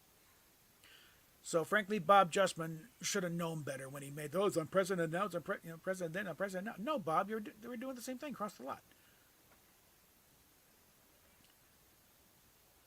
And it didn't send shockwaves through the industry. It's a fourth paragraph on a blurb about what's going on in Hollywood. Oh, and by the way, Desilu's doing another Star Trek for NBC, and they're also doing a second pilot for this, for this thing. He was like, yeah, by the way, this is also happening. No one was shocked. It happened all the time. And in fact, it happened quite a bit after Star Trek 2. All in the Family went through like 3 or 4. The Dick Van Dyke Show went through a couple. So, yeah. But it's kind of like, there was a telegram from Oscar Katz at the point, but hey, good luck. Let's make it good this time. Sort of poking them a little bit there. So, but they got it. And they showed, okay, yeah, we can do the shoot 'em up too, it wrapped up with Bill Shatner in a fist fight with a god. And they got it and started off. And production started really around June, I think, of 66. Yeah, the first pilot was 64, second pilot 65. And then all the rank, and then, okay, now you got, because part of it is also, they shot the first 2 pilots at another location, at another lot across town. For the regular production, they pulled everything back to the the lot literally next door to Paramount, the main Desilu's lot, the old RKO lot, and that transporting all those sets over there, fixing them up, adding more, and things started. Because September 8th, 1966, that was really a sneak preview week. The official premiere wasn't until the 15th. But this was sneak preview week, and they're going through. And originally, I'm pretty sure, I'm quite confident, neither pilot was really so many changes in both of them between that and what happened in the regular show. They're completely different shows look like. And if things had worked right and there wasn't hold up in getting effects done, the Corbomite maneuver was certainly written to be essentially the third pilot. This was going to be the first episode. Because you can tell by the dialogue, they're setting everything up, all the relationships and explaining the mission, the ship, and all that. So this is like, if you know nothing about this, and again, this is going to be the first one, this explains everything. And it ends properly with, instead of blowing the bad guys away, it's like you go out and then make a new friend. But reality was something different. The effects were not ready in time. In fact, the Corbomite maneuver didn't run for several weeks later because it took so damn long to get those effects right. So it's like, the air date's coming close. What do you got, guys? Not much. They had The Man Trap, The Naked Time, Enemy Within, Charlie X, and I think Mud's Women. And of those, it's like, Mud's Women, that's a mail order bride story. Charlie X was not that compelling. Enemy Within, that was, do you want to really present your leading man, captain in this way? No. Naked Time, you got to kind of know these characters first before you can appreciate what they're going through. That pretty much left The Man Trap. Where you got, okay, well, we got a, creepy monster terrorizing the crew, and so yeah, it's the closest thing we got to a decent show to lead off with. Okay, so that's why they went with Man Trap, and the reviews were somewhat savage. A lot of people did not get it, which understand. It was a very different show, from what everyone else thinks. Because again, at this point, the only big sci-fi shows on the air at the time was Lost in Space, and it was Irwin Allen stuff. I'm not sure where Time Tunnel was there, but Time Tunnel was in. I think Voyage to the Bottom of the Sea was going there, but it was his kind of. It was all action stuff, and very little detail with the plot and characters. So they go, and the ratings were good. They started off pretty damn good. They had a hit on their hands, but they kind of went to the middling area for a while. It was never the ratings disaster of Legend, though. They were mostly kind of mediocre, and it settled around number 50, 52, I think, at the end of the year. But that's just raw numbers, and the demographic thing has also been overplayed. They knew who was watching. They knew it was college student stuff. I don't think they fully appreciated where the spending power really was. I think they were still thinking it was mostly with housewives. Like they figured they control the spending in the house. I think, no, really, no. Most of the spending actually comes from these guys. So that's that was until 1970 when they figured it out. But they're going along, and again, the rate. A lot of times it was like they won the night frequently, but again, it was not the Buffalo ratings they really needed for a show as expensive as that was. And all the thing about low budget. No, it wasn't low budget. It wasn't adequately budgeted for what they needed to do. But the thing is, they had to create pretty much everything from scratch. Very little was. They couldn't really go down to Sears and buy Starfleet uniforms. They had to make them themselves. And Bill Tice was not given a lot of money to work with. He was using very unusual fabrics. Partly, again, it's unusual, but also because this stuff was cheap. Okay. It's like some of the stuff, like the environmental suits in Naked Time. That's shower curtain material. Okay. And even went on into the third season with Ilana Troyes. It's like it's pretty clear. The Elysian Guards, they've got placemats glued on them. Okay, the cheap, plastic, translucent placemats. They had to do very unusual things. Some of the set decorations, like it was lids for takeout dishes that they went, said, gave a kid $2, go down to the comic shop, get me a sleeve of lids. There's paint them, put them in a thing. You're not going to dwell on me. I'm going to focus. It's a manufactured shape on the wall, and it works. And stuff like that. And they were also regularly raiding Mission Impossible's dumpsters, because they're literally right next door. And they'd get something come in. It's like the plastic shipping container, styrofoam shipping packing stuff. It's like they'd toss it. It's like, hey, they see them stacked up on the walls in engineering. Because that kind of goes to Roddenberry's real genius was not as a writer, but as a producer. He would do get some concepts, scripts, middling. It's kind of often, hit or miss. Like Justman would say, a typical Roddenberry script would be brilliant.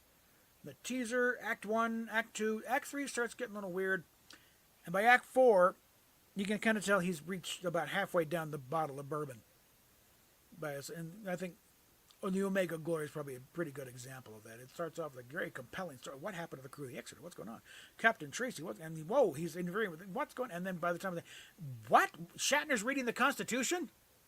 When the hell did this come in? The guy walks in with an American flag. What? That one mainly suffers because there was a bit cut out there. There was a line about we could, this is very possibly, example of one of those lost colony ships from, the 21st century. It was an American and Chinese colony went out and they got like, this could be them. That would have explained a lot,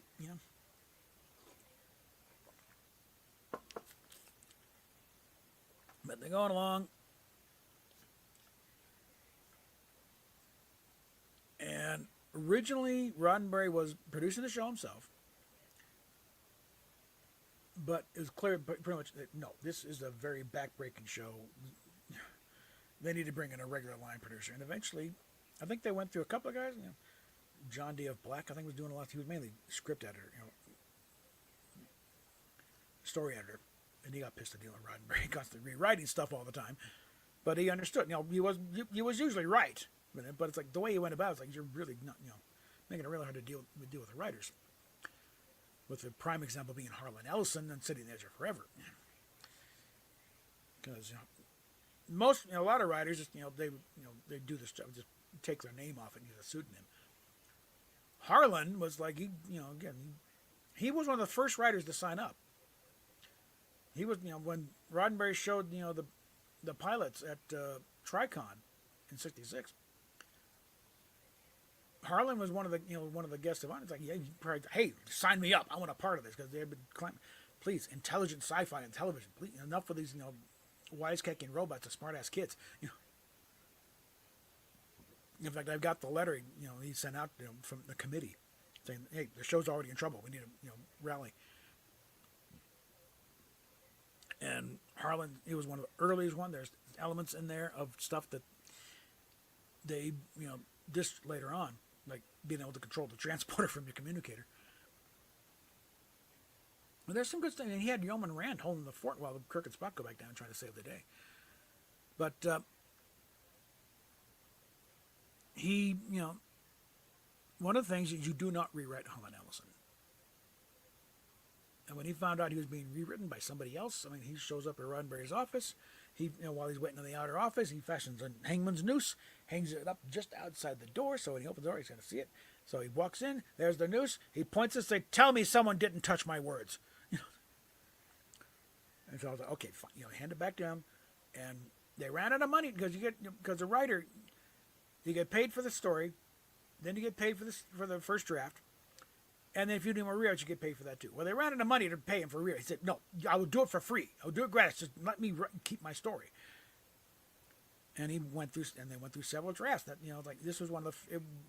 If it went smoothly, it would have been one of the first episodes that aired. Instead, it was next to the last because it took that long to keep going. They stick him in a closet back behind Bill Theis's wardrobe stuff. The night watchman had come in and finally said he's like sitting there with eyes like a couple of poached eggs, working on the story. But I was like going through, Gene Kuhn took a run at it. Harlan blew a stack. They figured most of the supposedly Roddenberry himself did the final rewrite. But I think a large part of what we saw was from Dorothy Fontana. Roddenberry stuck in stuff, like Edith's little speech about one day we'll be harness great powers, even maybe the adamant sort of thing. It's like, that's not the character. And that's, then that's stuff a legend Harlan does himself in a book. I got the trade that over there, but talking about, what he went through. And a lot of afterwards from people with David Gerald, Dorothy Fontana, and others who dealt with him. And this, if limits of Twilight Zone, it probably would have gone unchanged for the most part. But the fact is, we have to live with these characters next week. You're up to something else, and our audience come back, well, yeah, we just saw Kirk try and dump the entire galaxy and universe over some dame. Why are we going to listen to him anymore? You got to make him a hero. He's got to stand with thing. And Roddenberry's also big. No, we need heroes. Enough of this cynical crap. It's like, the anti-hero. No, we need genuine heroes to look up to. Someone to aspire to be. So going along. The sale of Desilu to Gulf Western. Paramount did not buy Desilu. Paramount was bought along with Desilu by Gulf Western, which is mainly a sugar company. No background in entertainment at all. But it was the thing of the day to buy a movie studio to diversify things. But again, the owner of the thing is very much a type A micromanager type. He's trying to tell these guys how to do their job. Now, Paramount had been around a good deal longer. They knew how to defend themselves against these guys, and they were convinced, no, we have to do it this way. This is how it works. Okay. Desilu, not so much. They got pushed around a bunch. I think they also, I think Gulf West probably put their own people in it too. And also, by the time of the merger, Desilu was not going under. It was the most profitable year in decades. They made more money the year they sold the Gulf West than they made previously, God knows how long.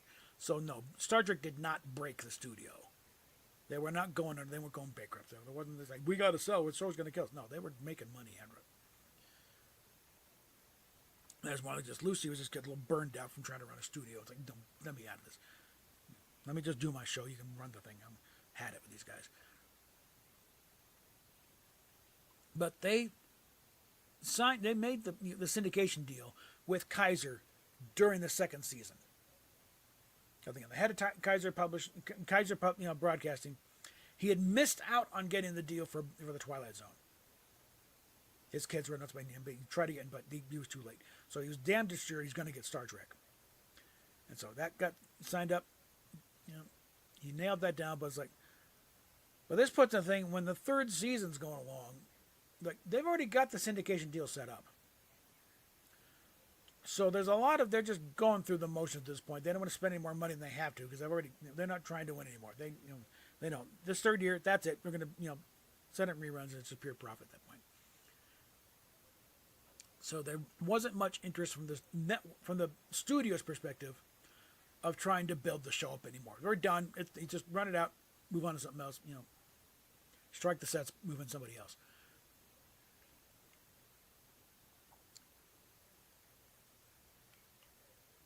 So that's kind of plays in the thing of the network. Again, they did promise originally that third season the show was going to air Monday nights 7:30.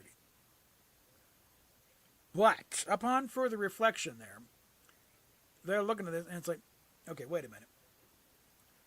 Monday nights they're going up against Gunsmoke and the Lucy Show. These are top 10 shows, okay? And Star Trek is not in that league at this point. And again, at that point, they were doing something, an hour long, they started at the half hour.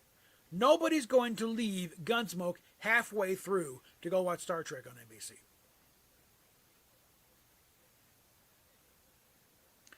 And also, as far as, the Friday Night Death Slot, that does go back to the time. In the final chapters of the making of Star Trek, they're bemoaning the fact that they're being sent to Friday nights at 10. But, look at it from the network's perspective here. If they put it on Monday nights, that was a kamikaze slot. They might not have made it halfway through the season if they'd been up there, because they would have been trashed. And also, The Man from U.N.C.L.E. had been having trouble early in the week and early in the night, so they put it at Friday nights 10, and it shot to number 13. And that wasn't a cheap show either.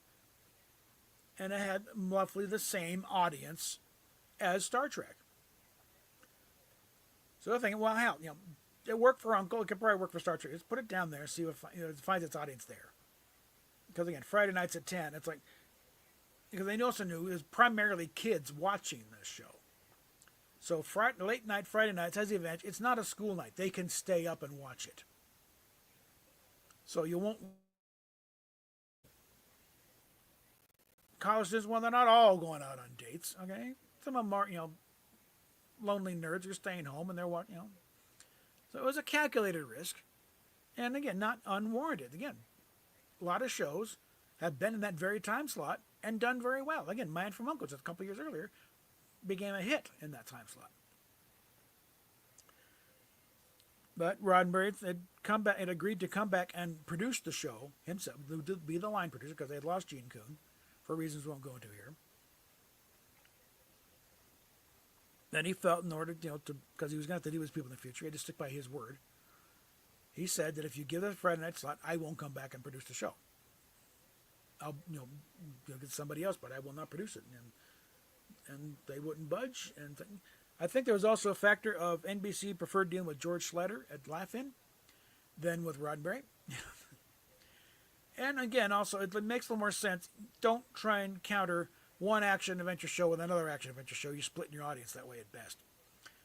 You go with a slapstick vaudeville-type comedy like Laugh-In, you're not pulling the same people. So you can find your own audience in there, people who don't want to watch, James Arness riding into town one more time. But watch a comedy, then, okay, yeah. And it found its thing. They worked. Although Roddenberry, that Inside Star Trek album, did, if you had to do it over again, he probably would actually come back and do it. Considering that what Fred Freiberg and his bunch did to the show, it's like their way was not the same way as our, and they didn't do the same thing. There were a lot of things that didn't work right.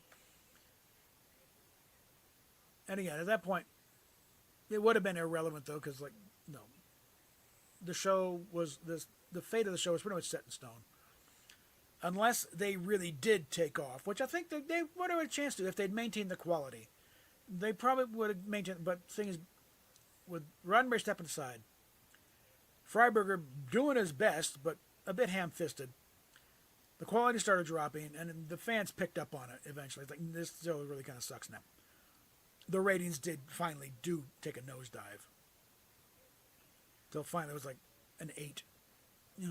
An 8 rating, whereas previously it had been over a 16 when it started. Now they would kill for an 8, but but it pretty much just, okay, that's it, wrapped up, we're done. And let it, some other rerun contracts run out for a while before Kaiser gets in, and then 72 or so, they start running.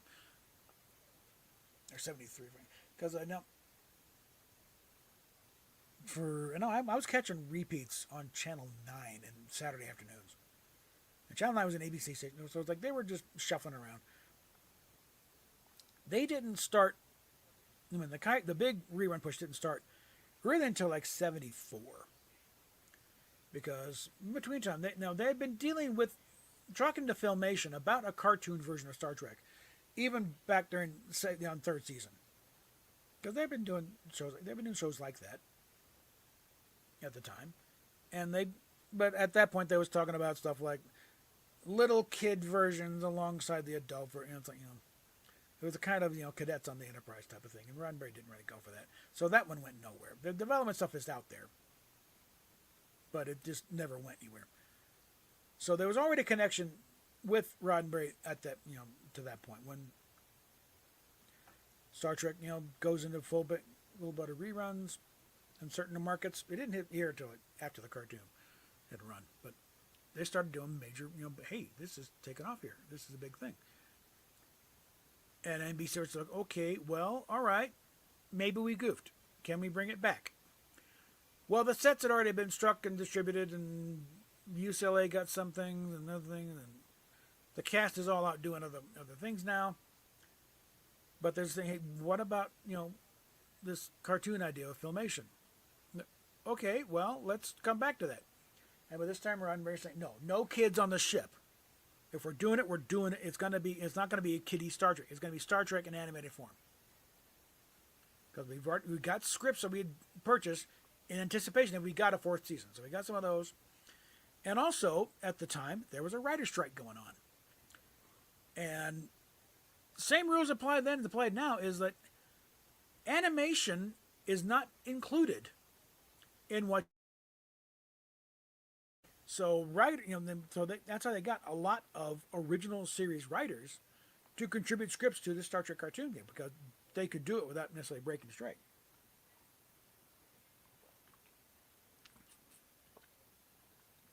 And they got and again, voice actor.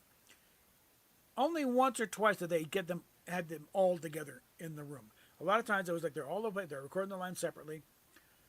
Shatner a lot of times was doing his lines into a tape recorder in between takes on what he was doing at the time, usually Barbary Coast. It's like, but okay, take 5, and he's in his trailer recording his lines for a Star Trek thing. Things like that. And of course the cast is all for it because hey, they're getting paid. They're making money here. It's not just having to go to a convention. But it shows, okay, well, all right, we got a market. It's a test thing. There is a viable market out there. So it kept, and Roddenberry's right, it kept the thing alive. It showed, yes, there's interest here. And yeah, a lot of things, always keep in mind on bringing this whole thing back in live action when the time is right and when that one's available. And that first season, like 16 episodes. Second season is like 6. That's why I do not consider fourth and fifth season of original series. I consider it just a fourth because there's only 22 episodes total. So that's there, and that's why I will throw Star Trek Continues as the fifth season, because that it fills the thing. Like we need, the goal was finish up the 5-year mission, get everyone where they were at the beginning of the motion picture. Find out why Spock went back to Vulcan, what happened to McCoy, when the uniforms come in, and why they refit the Enterprise so heavily. But they got the cartoon. It was a hit. It got its first Emmy for not one of the Geek Awards. It wasn't a technical thing. I think they had gotten stuff earlier for technical achievements or whatever, but this is the first one. It was like best children's programming. And I think there was a comment, like the animated Star Trek show is like a Mercedes and a soapbox derby. But at that point, okay, we did it. So now the talks start to do it for real on live action. And that's when you start, Barry Diller as head of Paramount by this point. He wants to do a fourth network. And he sees Star Trek as a good anchor show for, flagship show for starting it off. And so that's when you start in phase 2. And also this talk, occasionally it's bound back between a new TV series or a low budget feature film than a medium budget feature film or than a TV movie, and just bouncing back and forth there. But during this time, they've got pretty much all the cast except for Nimoy signed up, and they're in pay and play contracts here, so they're getting paid whether anything happens or not. And they're finally settled on phase, new series network. This is where Star Trek Phase 2 comes in, and they're buying scripts, they're building sets, doing Tice is pulling costumes out of storage because they had original series costumes, and also creating a few others and playing a few concepts of variations on it. Because then this story only takes place like 3 years after the original series wraps up, after the 5-year mission. But they're flying around, and it's like there's having problems getting stations signed up to be part of this new Paramount network. So it's looking like we don't, this isn't going to work, too. But they don't tell the people working on Star Trek yet. There's like, we want to do something here. But they also can't publicly announce that, okay, never mind this network, because then everyone's going to hold it over their heads. Oh, Mr. High and Mighty want to do a new network, and now you want to sell us a show?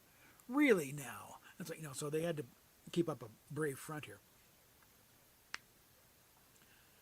But they get the thing, and the script for what was going to be, I hate to call it a pilot, because really the show was already sold. A pilot is what you do to sell a show. It was going to be just the first episode. That's really the better term for it. So the thing, In Thy Image, it was bounced off of a story idea I think was for Genesis 2 called Robot's Return, where an Earth probe comes back, has been advancing and all that. And the script shows up, and Michael Eisner, then head of Paramount, I guess Barry Diller was kind of, you go do something. Michael Eisner's in charge, and slams up. We've been looking for trying to do a Star Trek movie. This is the script. And it's like, okay, fine. So now it's like, okay, we're doing a movie then. Because around this time, well, actually, it was just before Star Wars hit. Because Star Wars hit, and they figured, well, shit, we just lost our shot. So they're about ready to pull the plug out then. Okay, no, but then Close Encounters hit. And did just about as well as Star Wars. People forget all that. Because at that point, it's like, the attitude was that fans of this type of thing will only go see like one movie a year. That sort of thing. But it's the fact that you had 2 movies making just as much money, and the same audience people come back over, and it's, they'll come, okay, we're back on. And so, got back on, and now it's a mad dash to get this thing filmed. And then you got the whole thing, all the rewrites, and the thing, they started filming before they even had a finished script. That D. Kelly was on Tomorrow. They're talking about the upcoming thing. Roddenberry's supposed to be there, but I think he was sick or something. But he sent it out to D. Said, "Okay, we've got a start date. We don't have a script yet, but hell, a lot of people have scripts and don't have a start date." So, but they went out. They're filming. They're trying to figure out, what to do with the last film, with the last act. But I think we're going to leave it there, because I'm going to do a separate one on the movies. But that's the state of Star Trek at the point of where they wrapped up after the series, and after the series, and how they get to, okay, now we're going to make a movie. So, we'll continue on with part 2, and we'll talk at you later.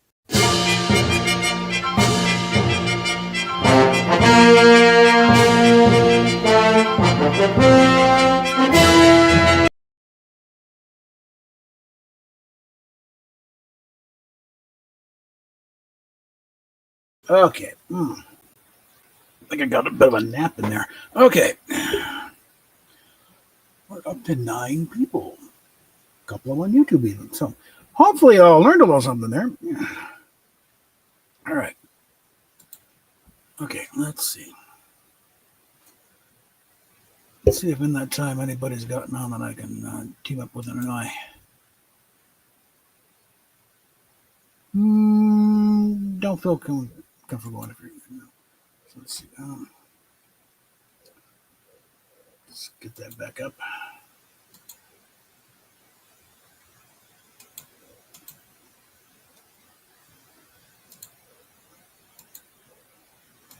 Nope. And let's see. Oh, and was that a sick?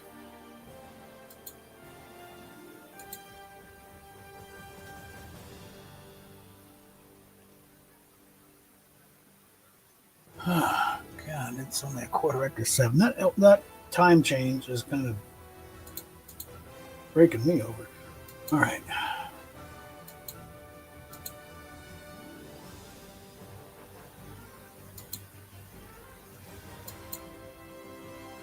All right. So.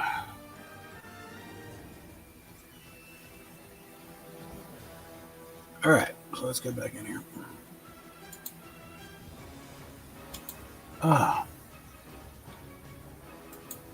So let's see.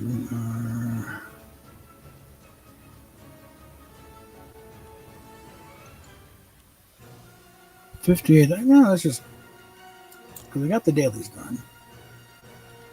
Let's just work on knocking out some milestones, I guess, and just grind some out. Okay.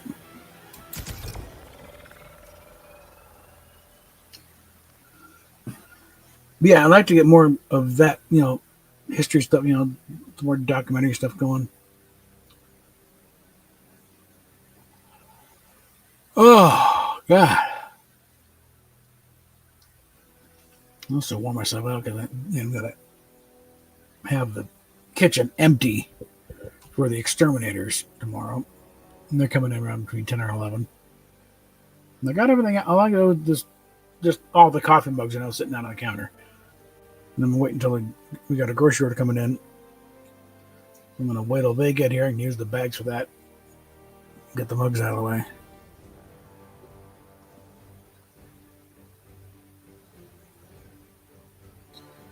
Oh.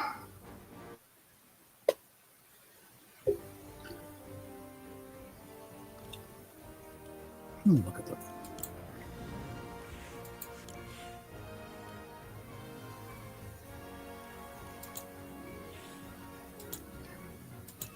We are a long ways from getting Flanders at this point. And 30 levels away from getting to Wilson.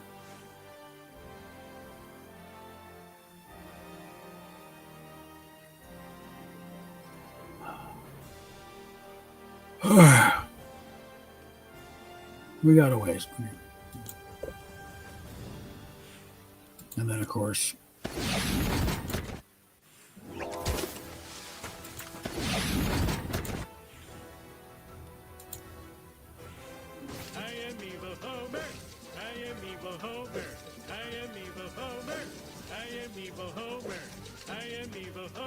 this is really big of a deep dive, apparently.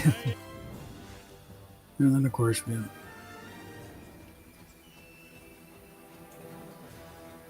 all right.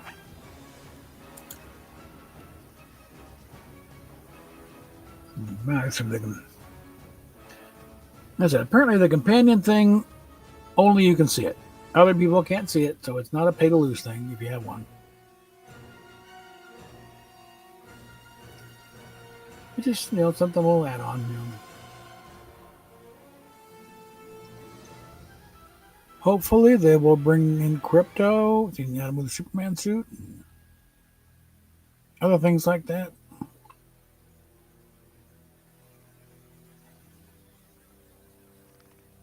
Rocket Raccoon to go with Groot, that's I think, or any of the Guardians skins. Now that we have the proof of concept and Peel's there.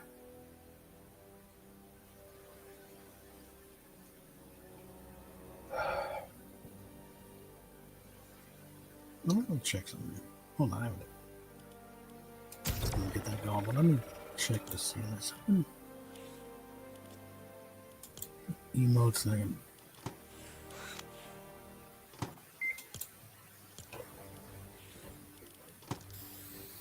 Get anything? Hold on. Get out of that. Get out of that. Yeah.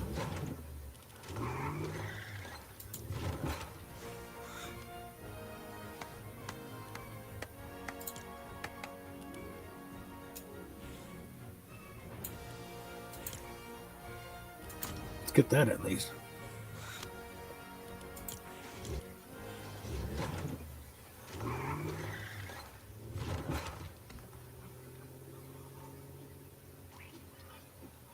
I think this does play the Simpsons music when I'm doing it.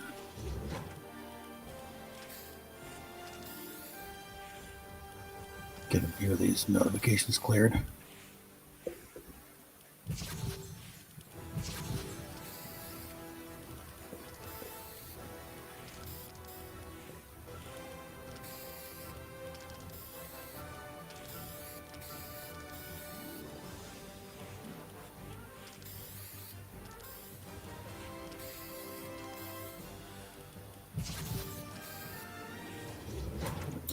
Let's get that back here. I think we can probably. Yeah, that's strictly a digital thing here, so it's fine. Whoops. Okay, get it next time.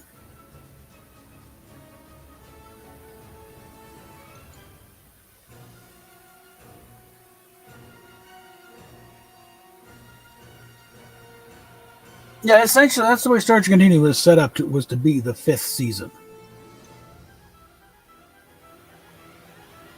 The whole thing was to, the mission was explicitly to wrap up the 5-year mission and bring it right up to the motion picture. How we find everyone where they are in the motion picture. Why McCoy's left Starfleet. Why Spock is on Vulcan pursuing Kolinar. Why the hell is it Kirk an admiral? That thing. What drove them this way? And why did they have to refit the Enterprise that extensively?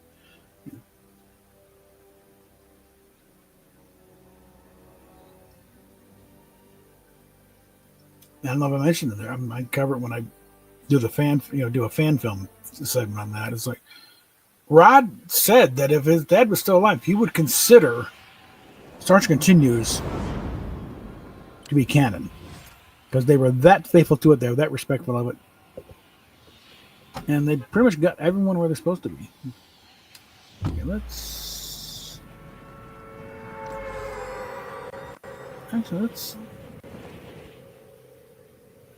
now they know what the radio station is.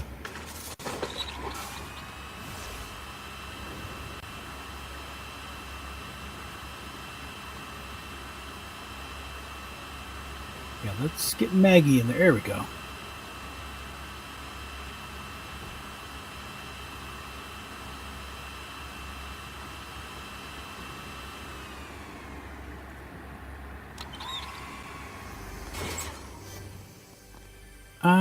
Yeah.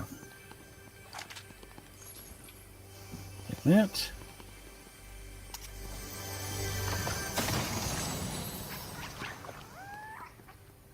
Get rude in the morning. Okay.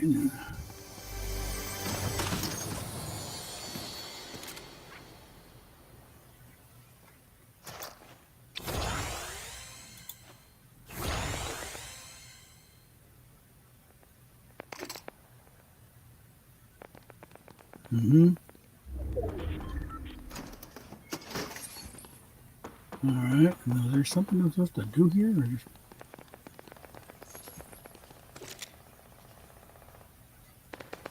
Ah! Okay, now we're back to I gotta take out some guards first.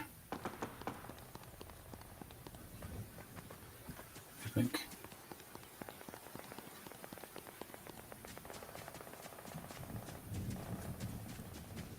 So let's hit the break area back here.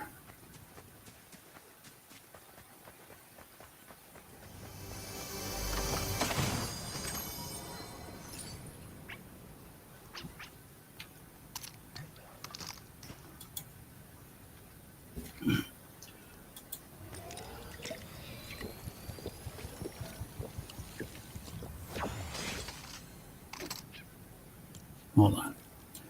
That up there.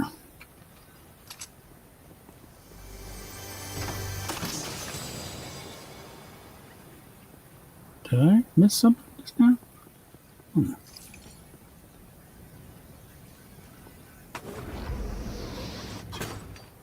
Anything down here? As long as I'm here.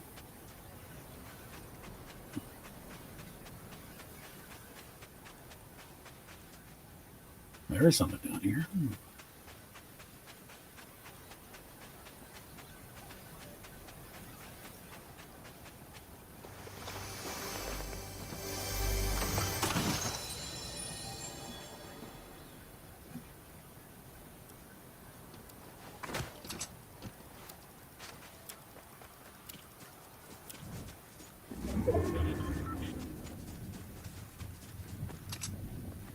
Okay.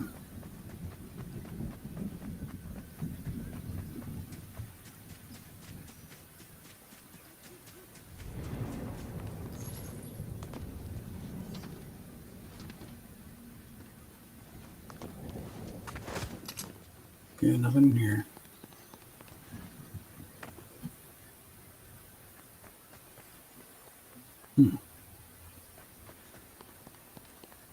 On there.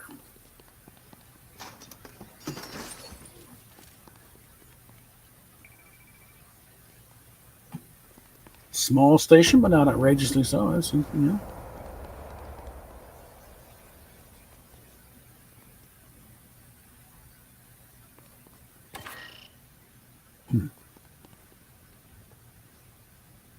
Suppose you could probably do a production in here. What is it? The other one they have, the main one they have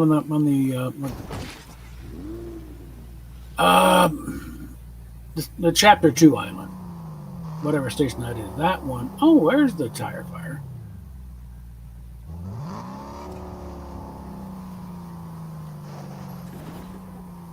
That one is a very well set up station. Every part of that.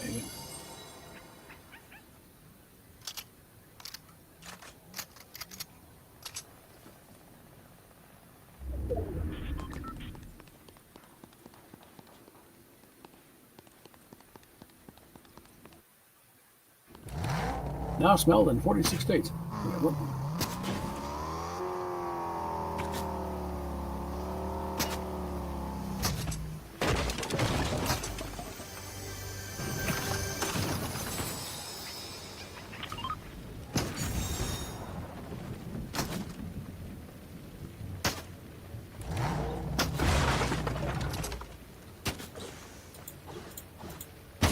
I gotta get this in here. Hold on. The damn way. All right, hold on here. Who the hell?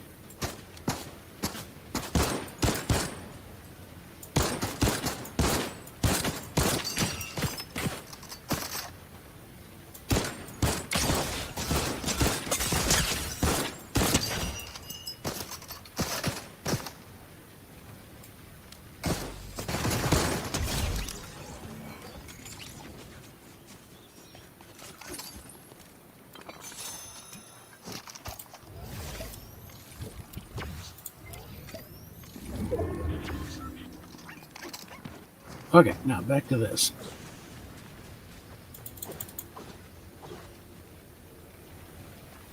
Well,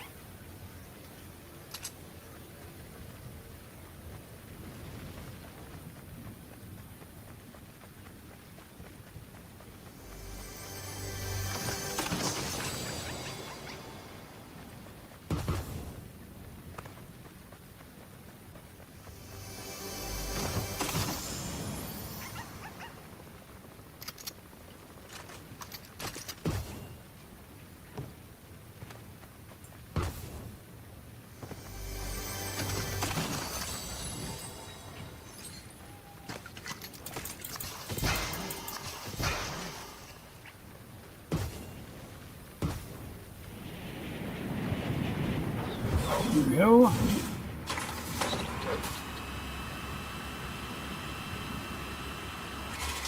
All right.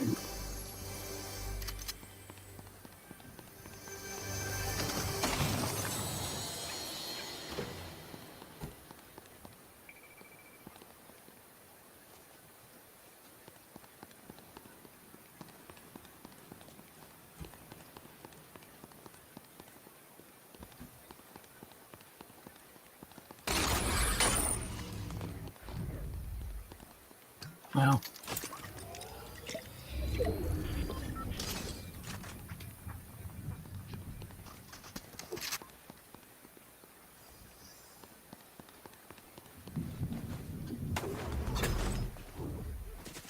damn it.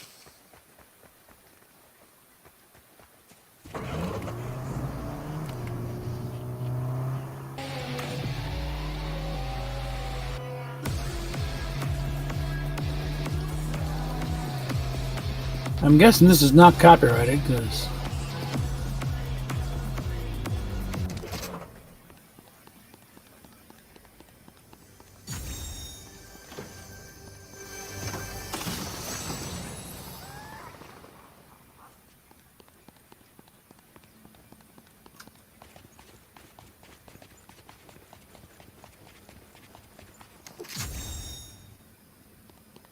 Did I go in? Huh.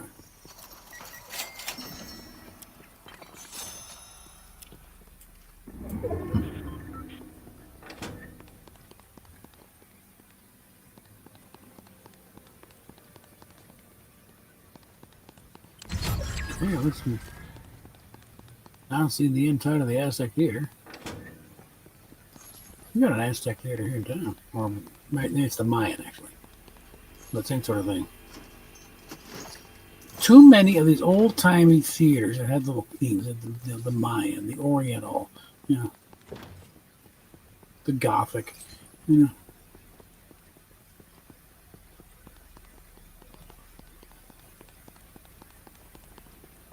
Too many of these old theaters would be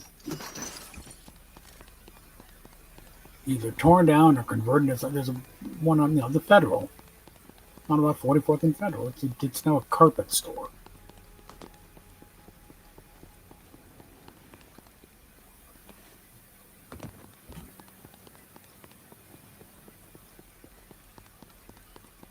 All right, now.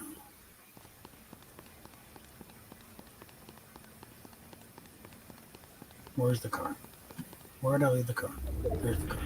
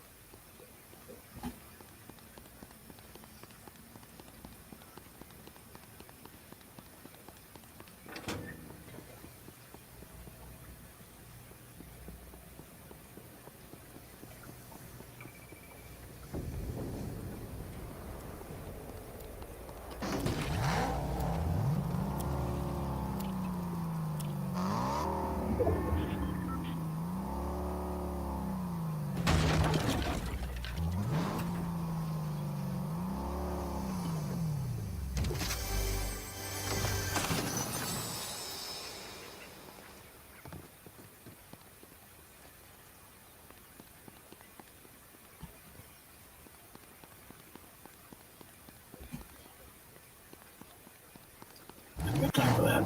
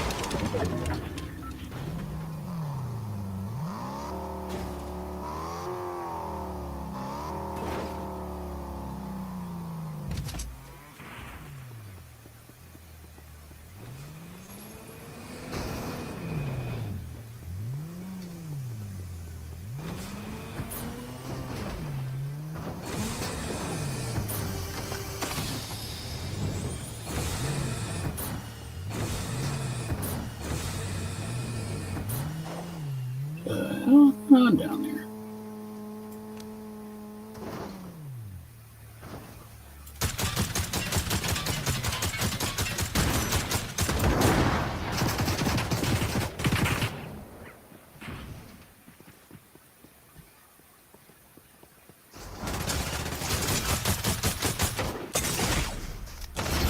Oh, shit.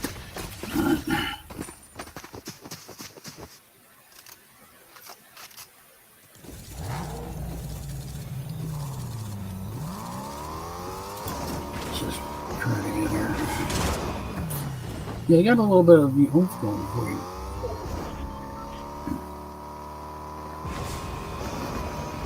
Yeah, so basically, the way the official canon kind of works is like animated series is the 4th season. There's only two 22 episodes. You can't count a 4th and 5th. So it's the 4th season, and that leaves the 4th season. The 5th season pretty much open. And with 11 episodes, Sergeant Continues fills in that notch pretty well. And that is actually one thing I would, urge David Ellison. One of the whichever Ellison's in charge of Paramount. As far as revitalizing Star Trek, it's like designate Star Trek Continues as the 5th season. Technically, you already own it. Vic has said that himself. Okay? The nature of the thing is Paramount already owns it. They don't have to do it. It'd be nice if they get, reimburse them a little bit for all that thing, but they already own it. They could put it on Paramount Plus right now.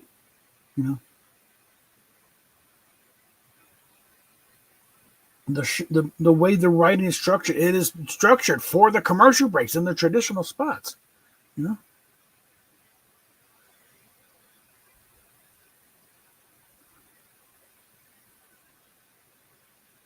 Like I've been going around scooping up, old, what was it, old commercials from like 1960s. I'm gonna, let's see, 5th season, if it had gone properly, because 3rd season was 6 days 69, so 4th would be 69 to 70, 5th season would be 70 71. So I can dig up some commercials from 1971. Put it together. They were still doing the Peacock in 71. I know that for a fact because I was there. I remember seeing that thing. So I'm going to put together a mock-up, It's like,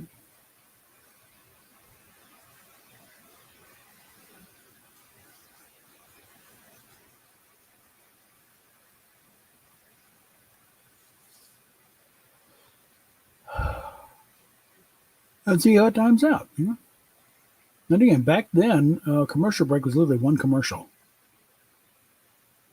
1 60-second commercial, and you're back to the show. And so based on the recent construction of Space Seed, because somebody got a reel of that one. It was actually the first network repeat, but it was still, as it was, in 67 on NBC. And it's got, it's like you got with the teaser, opening credits, and then Star Trek, sponsored not by Polaroid, makers of Polaroid line cover 1967, and then commercial, and then first act. First act comes to close, commercial break, one commercial, back to act,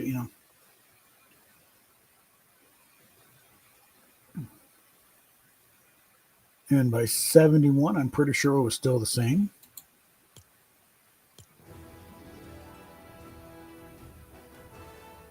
Put that together and see how it times out. We're so freaking close to leveling up. All right.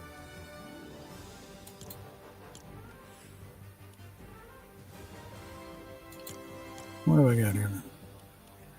I don't like these little notification things. Looking up on them. I haven't really done anything.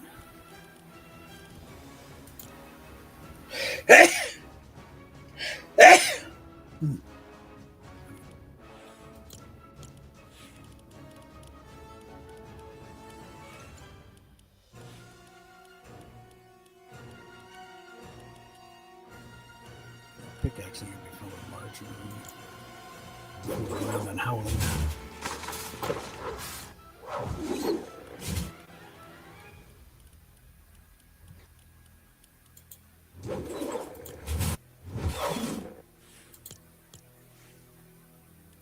Bother with that.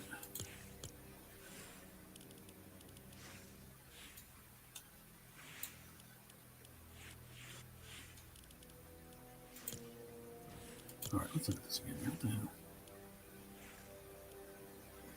All right. So clear that out of the way. Okay. That's enough of that. Okay. Just get in it.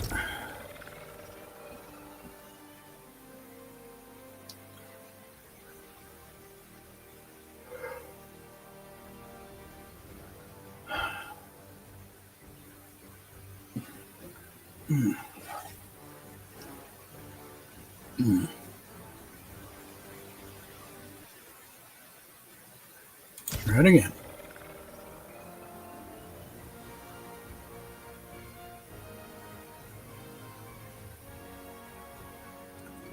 Yeah, research continues. It's really best to start off with that first vignette where they pick up at the very end of Turnabout Intruder, but then continue it a bit because the last thing you see in the actual episode, they're going to the elevator and roll credits. No, they continue it on a bit, make a little more of a better capper to it. Where you follow them, in the turbo lift up to the bridge. One slight goof they made there. They have Kim Fields,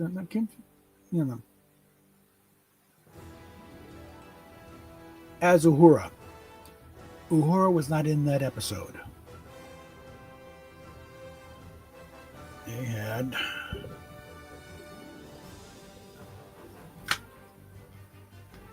our old friend Angela from Shore Leave and Balance of Terror. All right, I'm going to go behind the picture there and to die. Okay.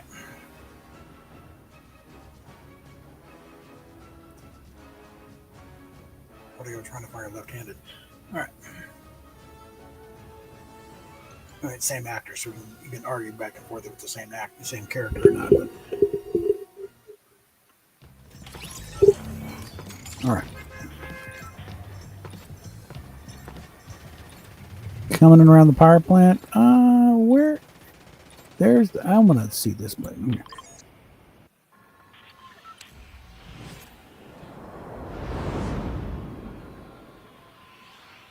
Make sure that took.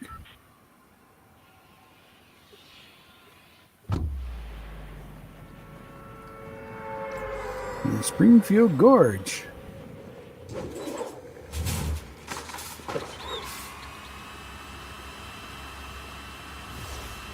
Well, Homer had the bread ate to try and jump it in a skateboard, and that didn't end well. Not even the rescue ended well.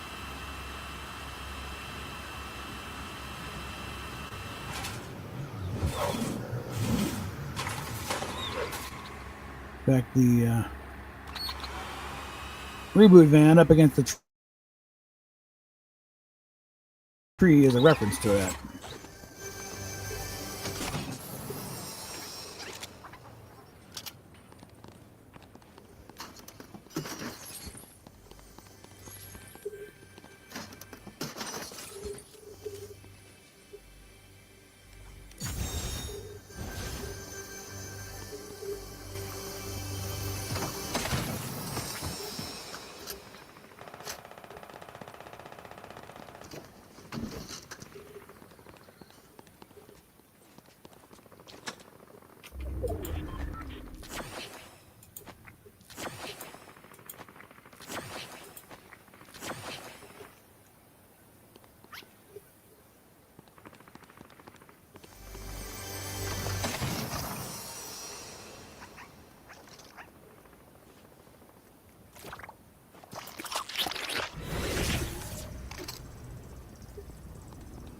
Here we go.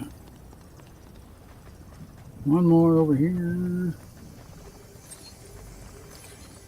What have we got here?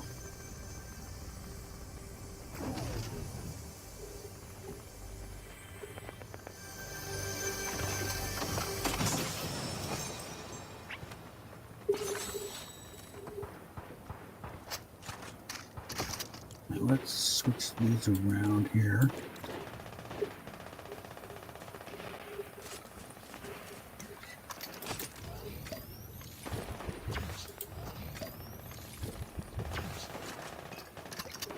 All right.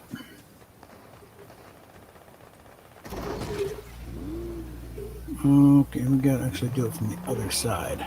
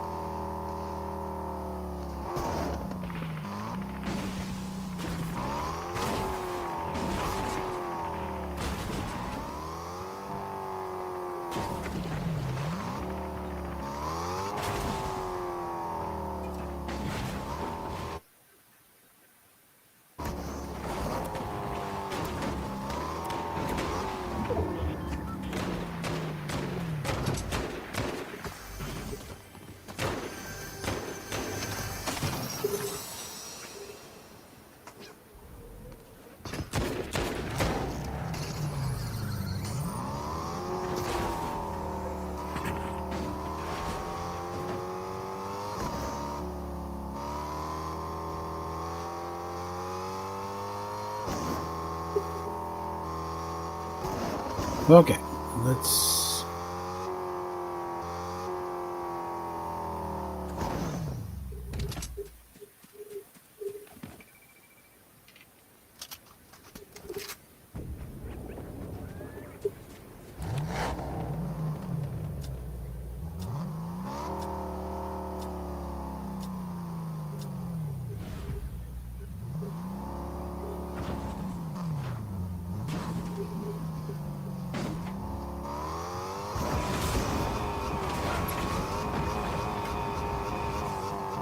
That it. Nope, that's about the way it ended with Stormer too.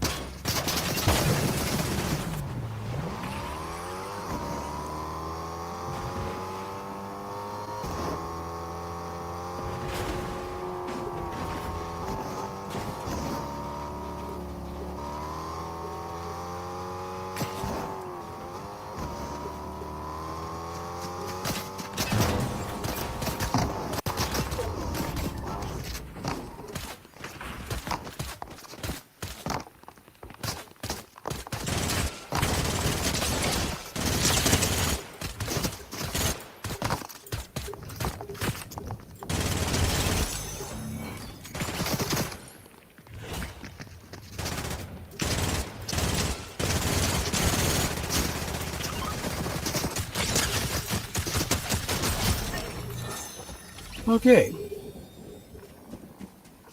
Want to try that again? Maybe not.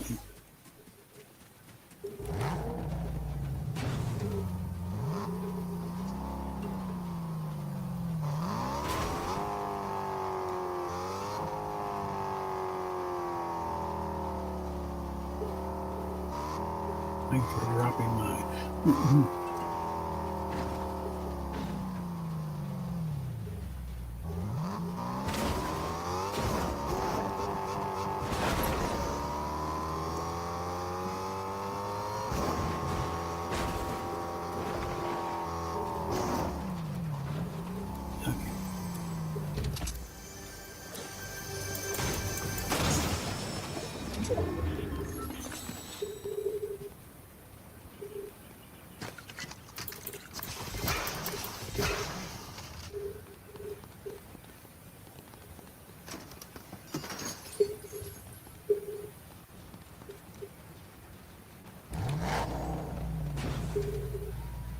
Now, why isn't the Dougie in there with you?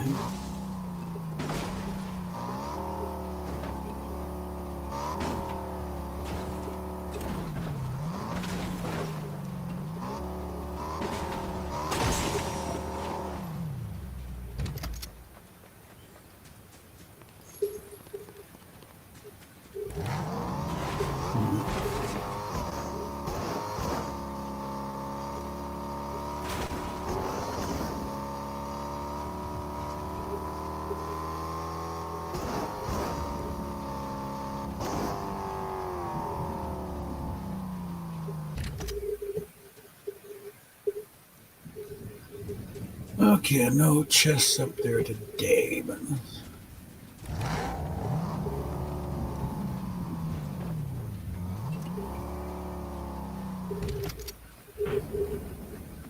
does this go anywhere?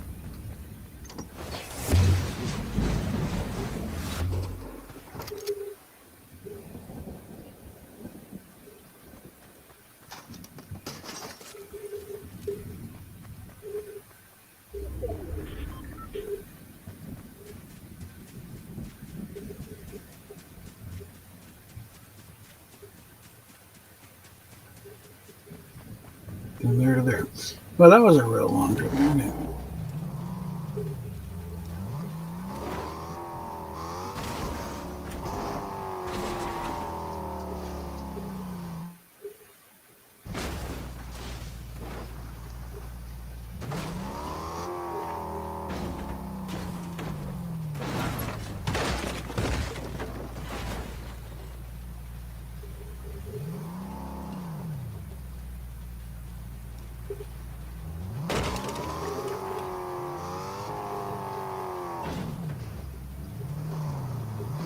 Yeah, it's already got it anyway, so.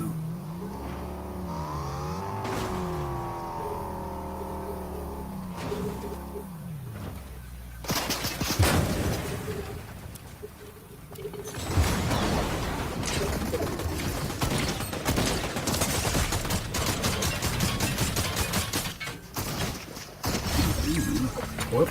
All right.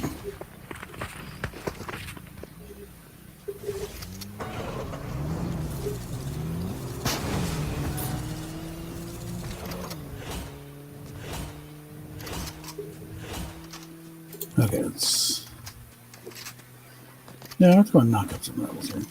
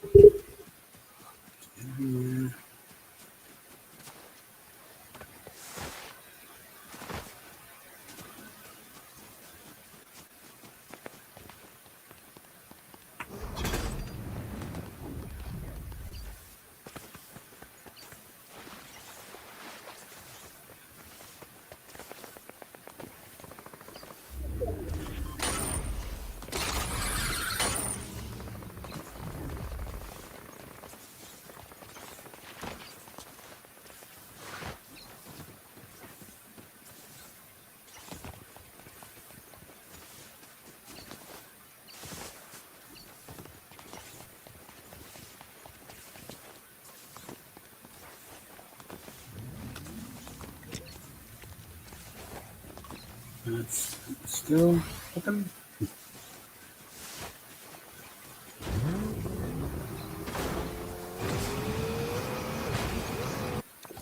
There we go.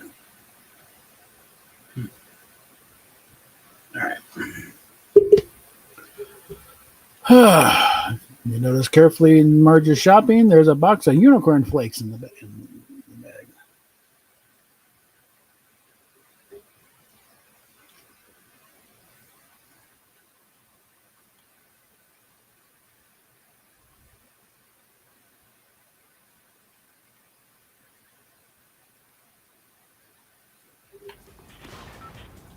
All right.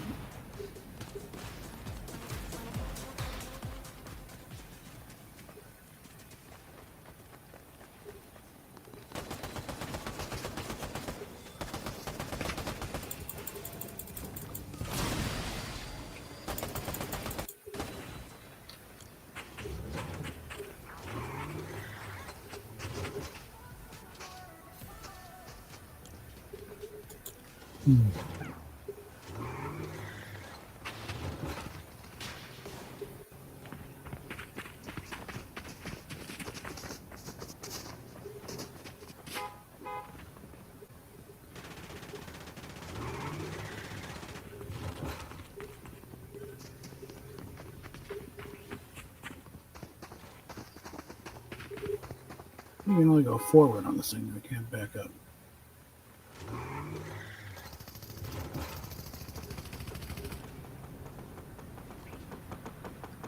Let's see where we're coming in from. From the west. Okay. Let's see what that is.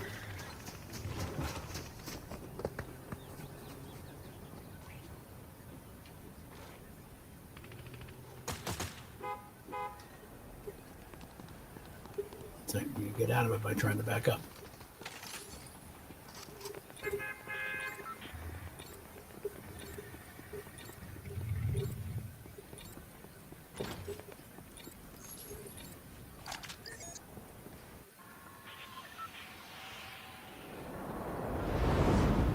I should turn off. Is it the tire fire? That's the tire fire, I think. Yeah, that's what it is.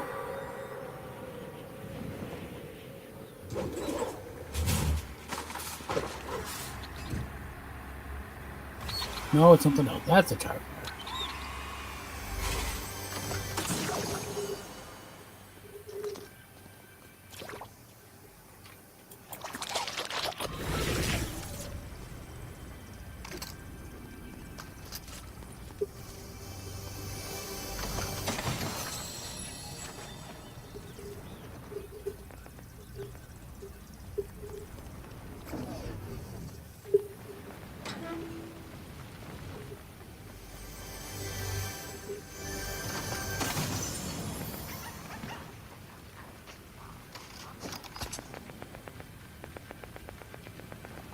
No, and then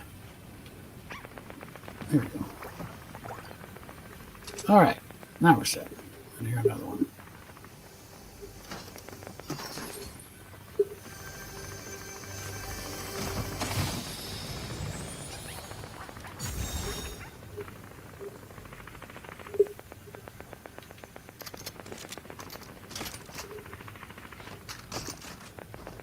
There we go.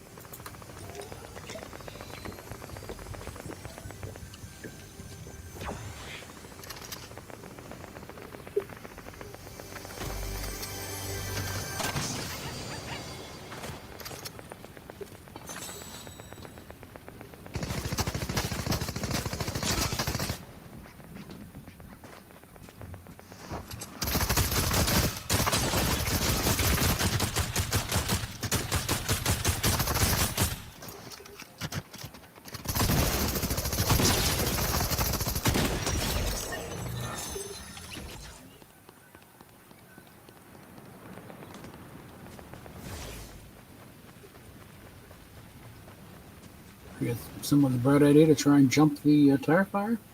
What?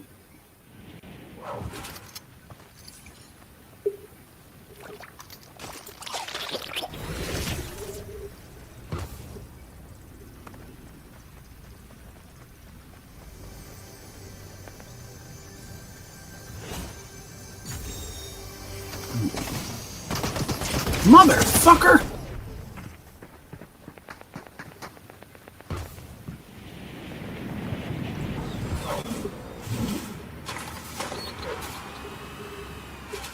Dickhead bastard!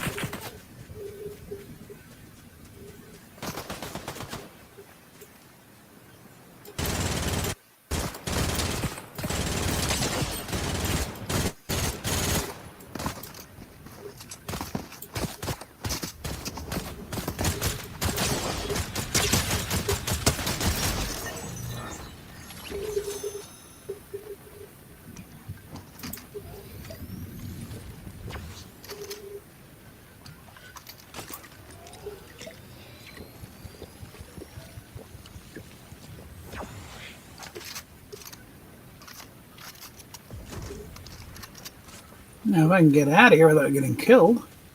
All right.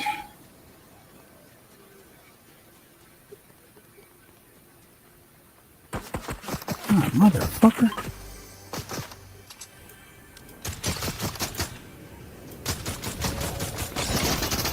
Damn you!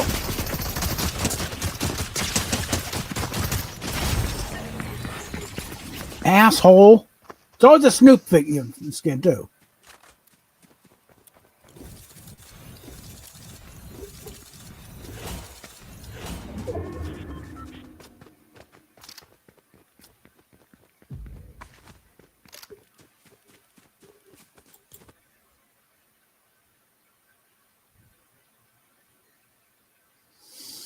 Yeah, never get out of the fucking area.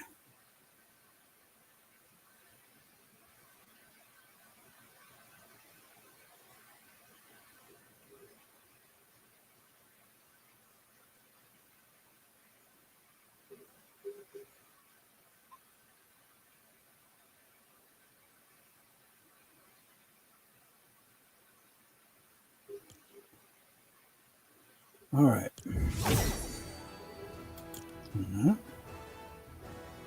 One to claim. Okay.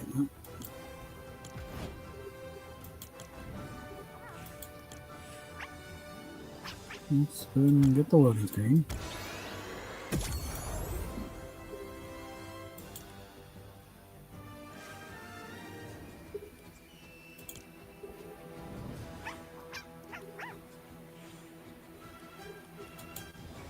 Yeah, dailies are done. I'm just doing milestones at this point. No thing.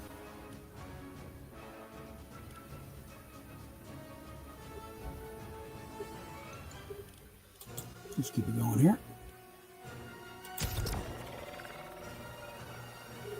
What haven't I gotten a proper look at yet here?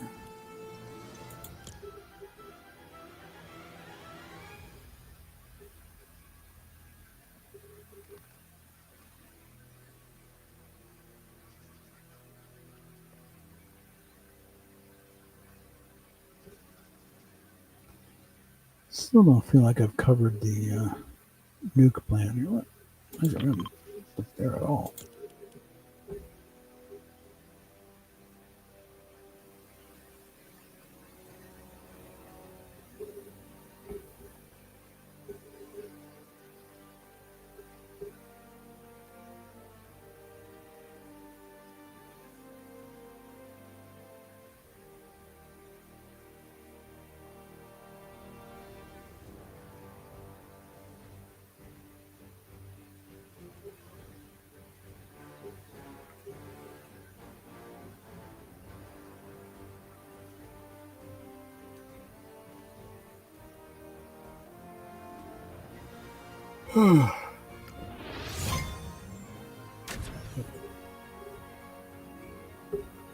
Apparently, part of it is the little anime, segments of evolved to basically an entire episode of The Simpsons when all said and done.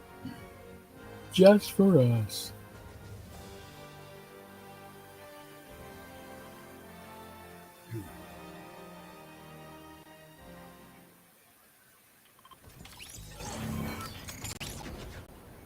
Okay, it's gonna be a bit of a hike. Have I looked down here? Let's try something closer now.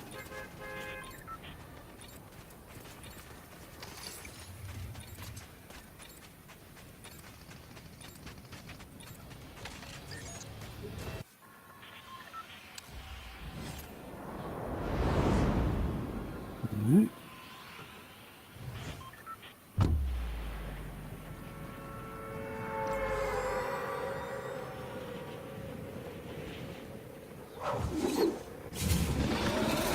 Yeah, what is down here?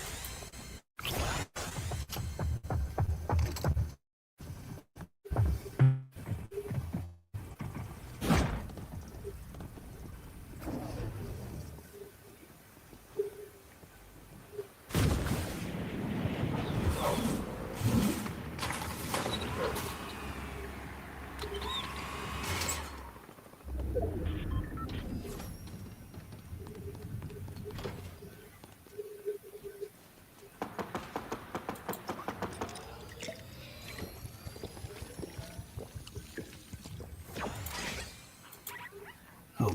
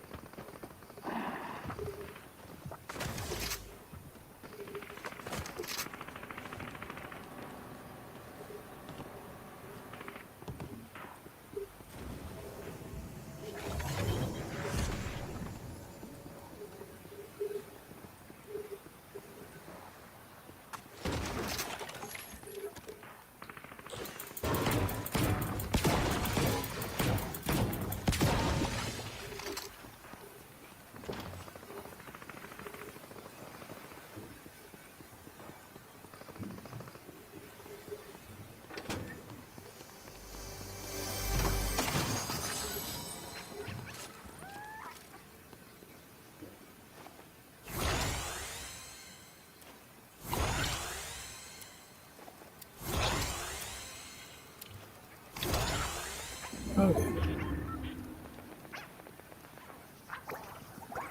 All right.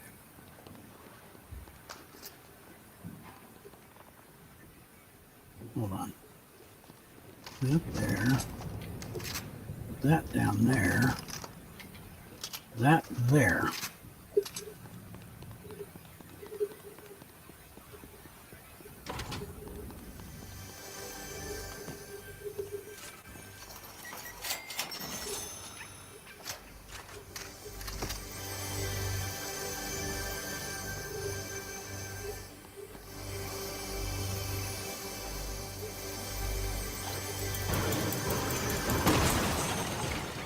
Even it does that. All right. Get out of here.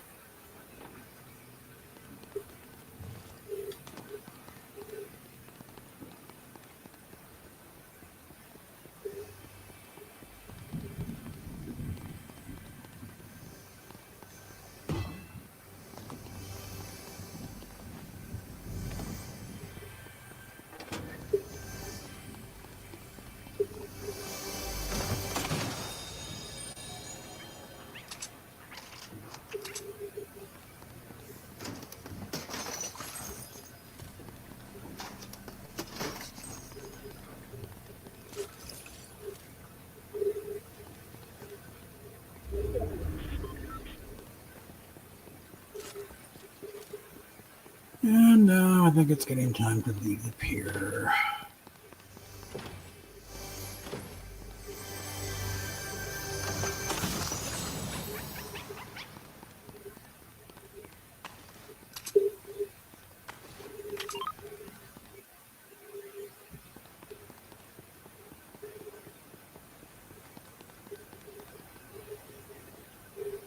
We got time to find.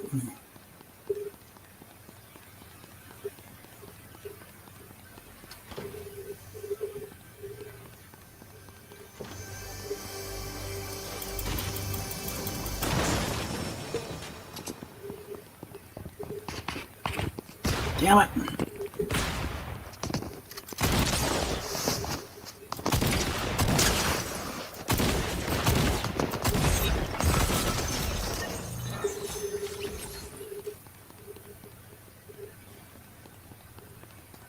Now we gotta go.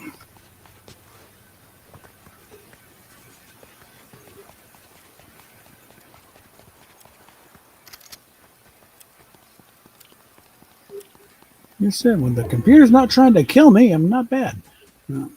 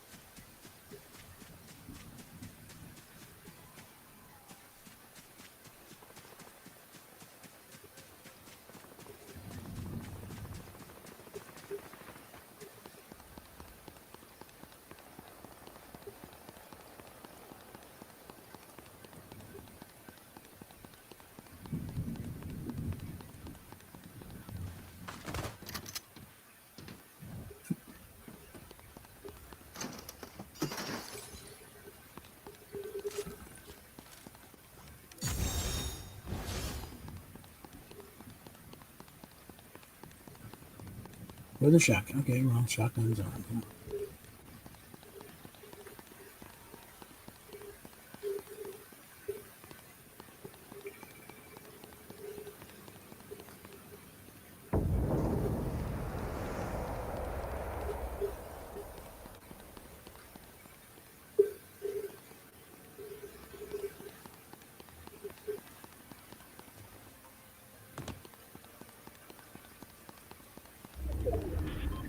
Okay, let's check out Moe's.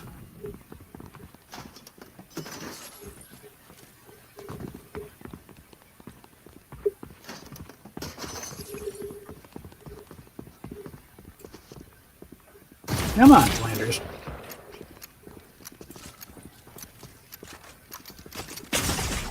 Bitch.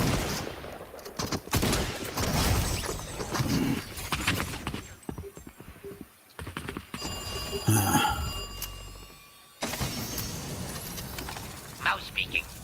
Is Mr. Freely there? Who? Freely. First initial is IP. Hold on, I'll check. Hey, everybody! IP Freely! Let's go there.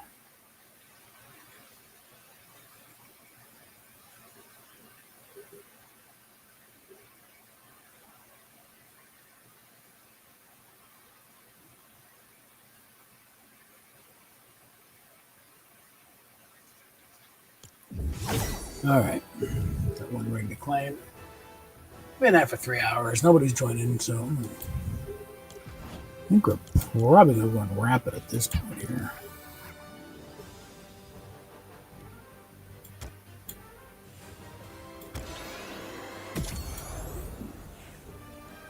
Let's go with that.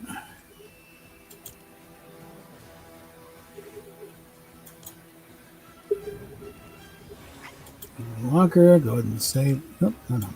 Save that.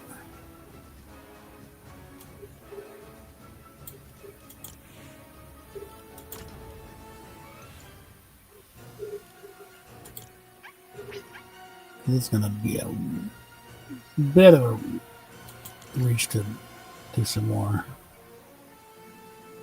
So I think we're going to wrap it there for tonight. Okay, thanks for those who hung out for a while. Thanks to Sethborg for the super chat. And a reminder to others that yes, the super chats do work. Of course, you have to be on YouTube for it to work. You're all on X. So I might want to go over and hop over to YouTube and hit some of the links. But I'm going to wrap it there for now. We'll do more of this tomorrow, and we'll talk at you later.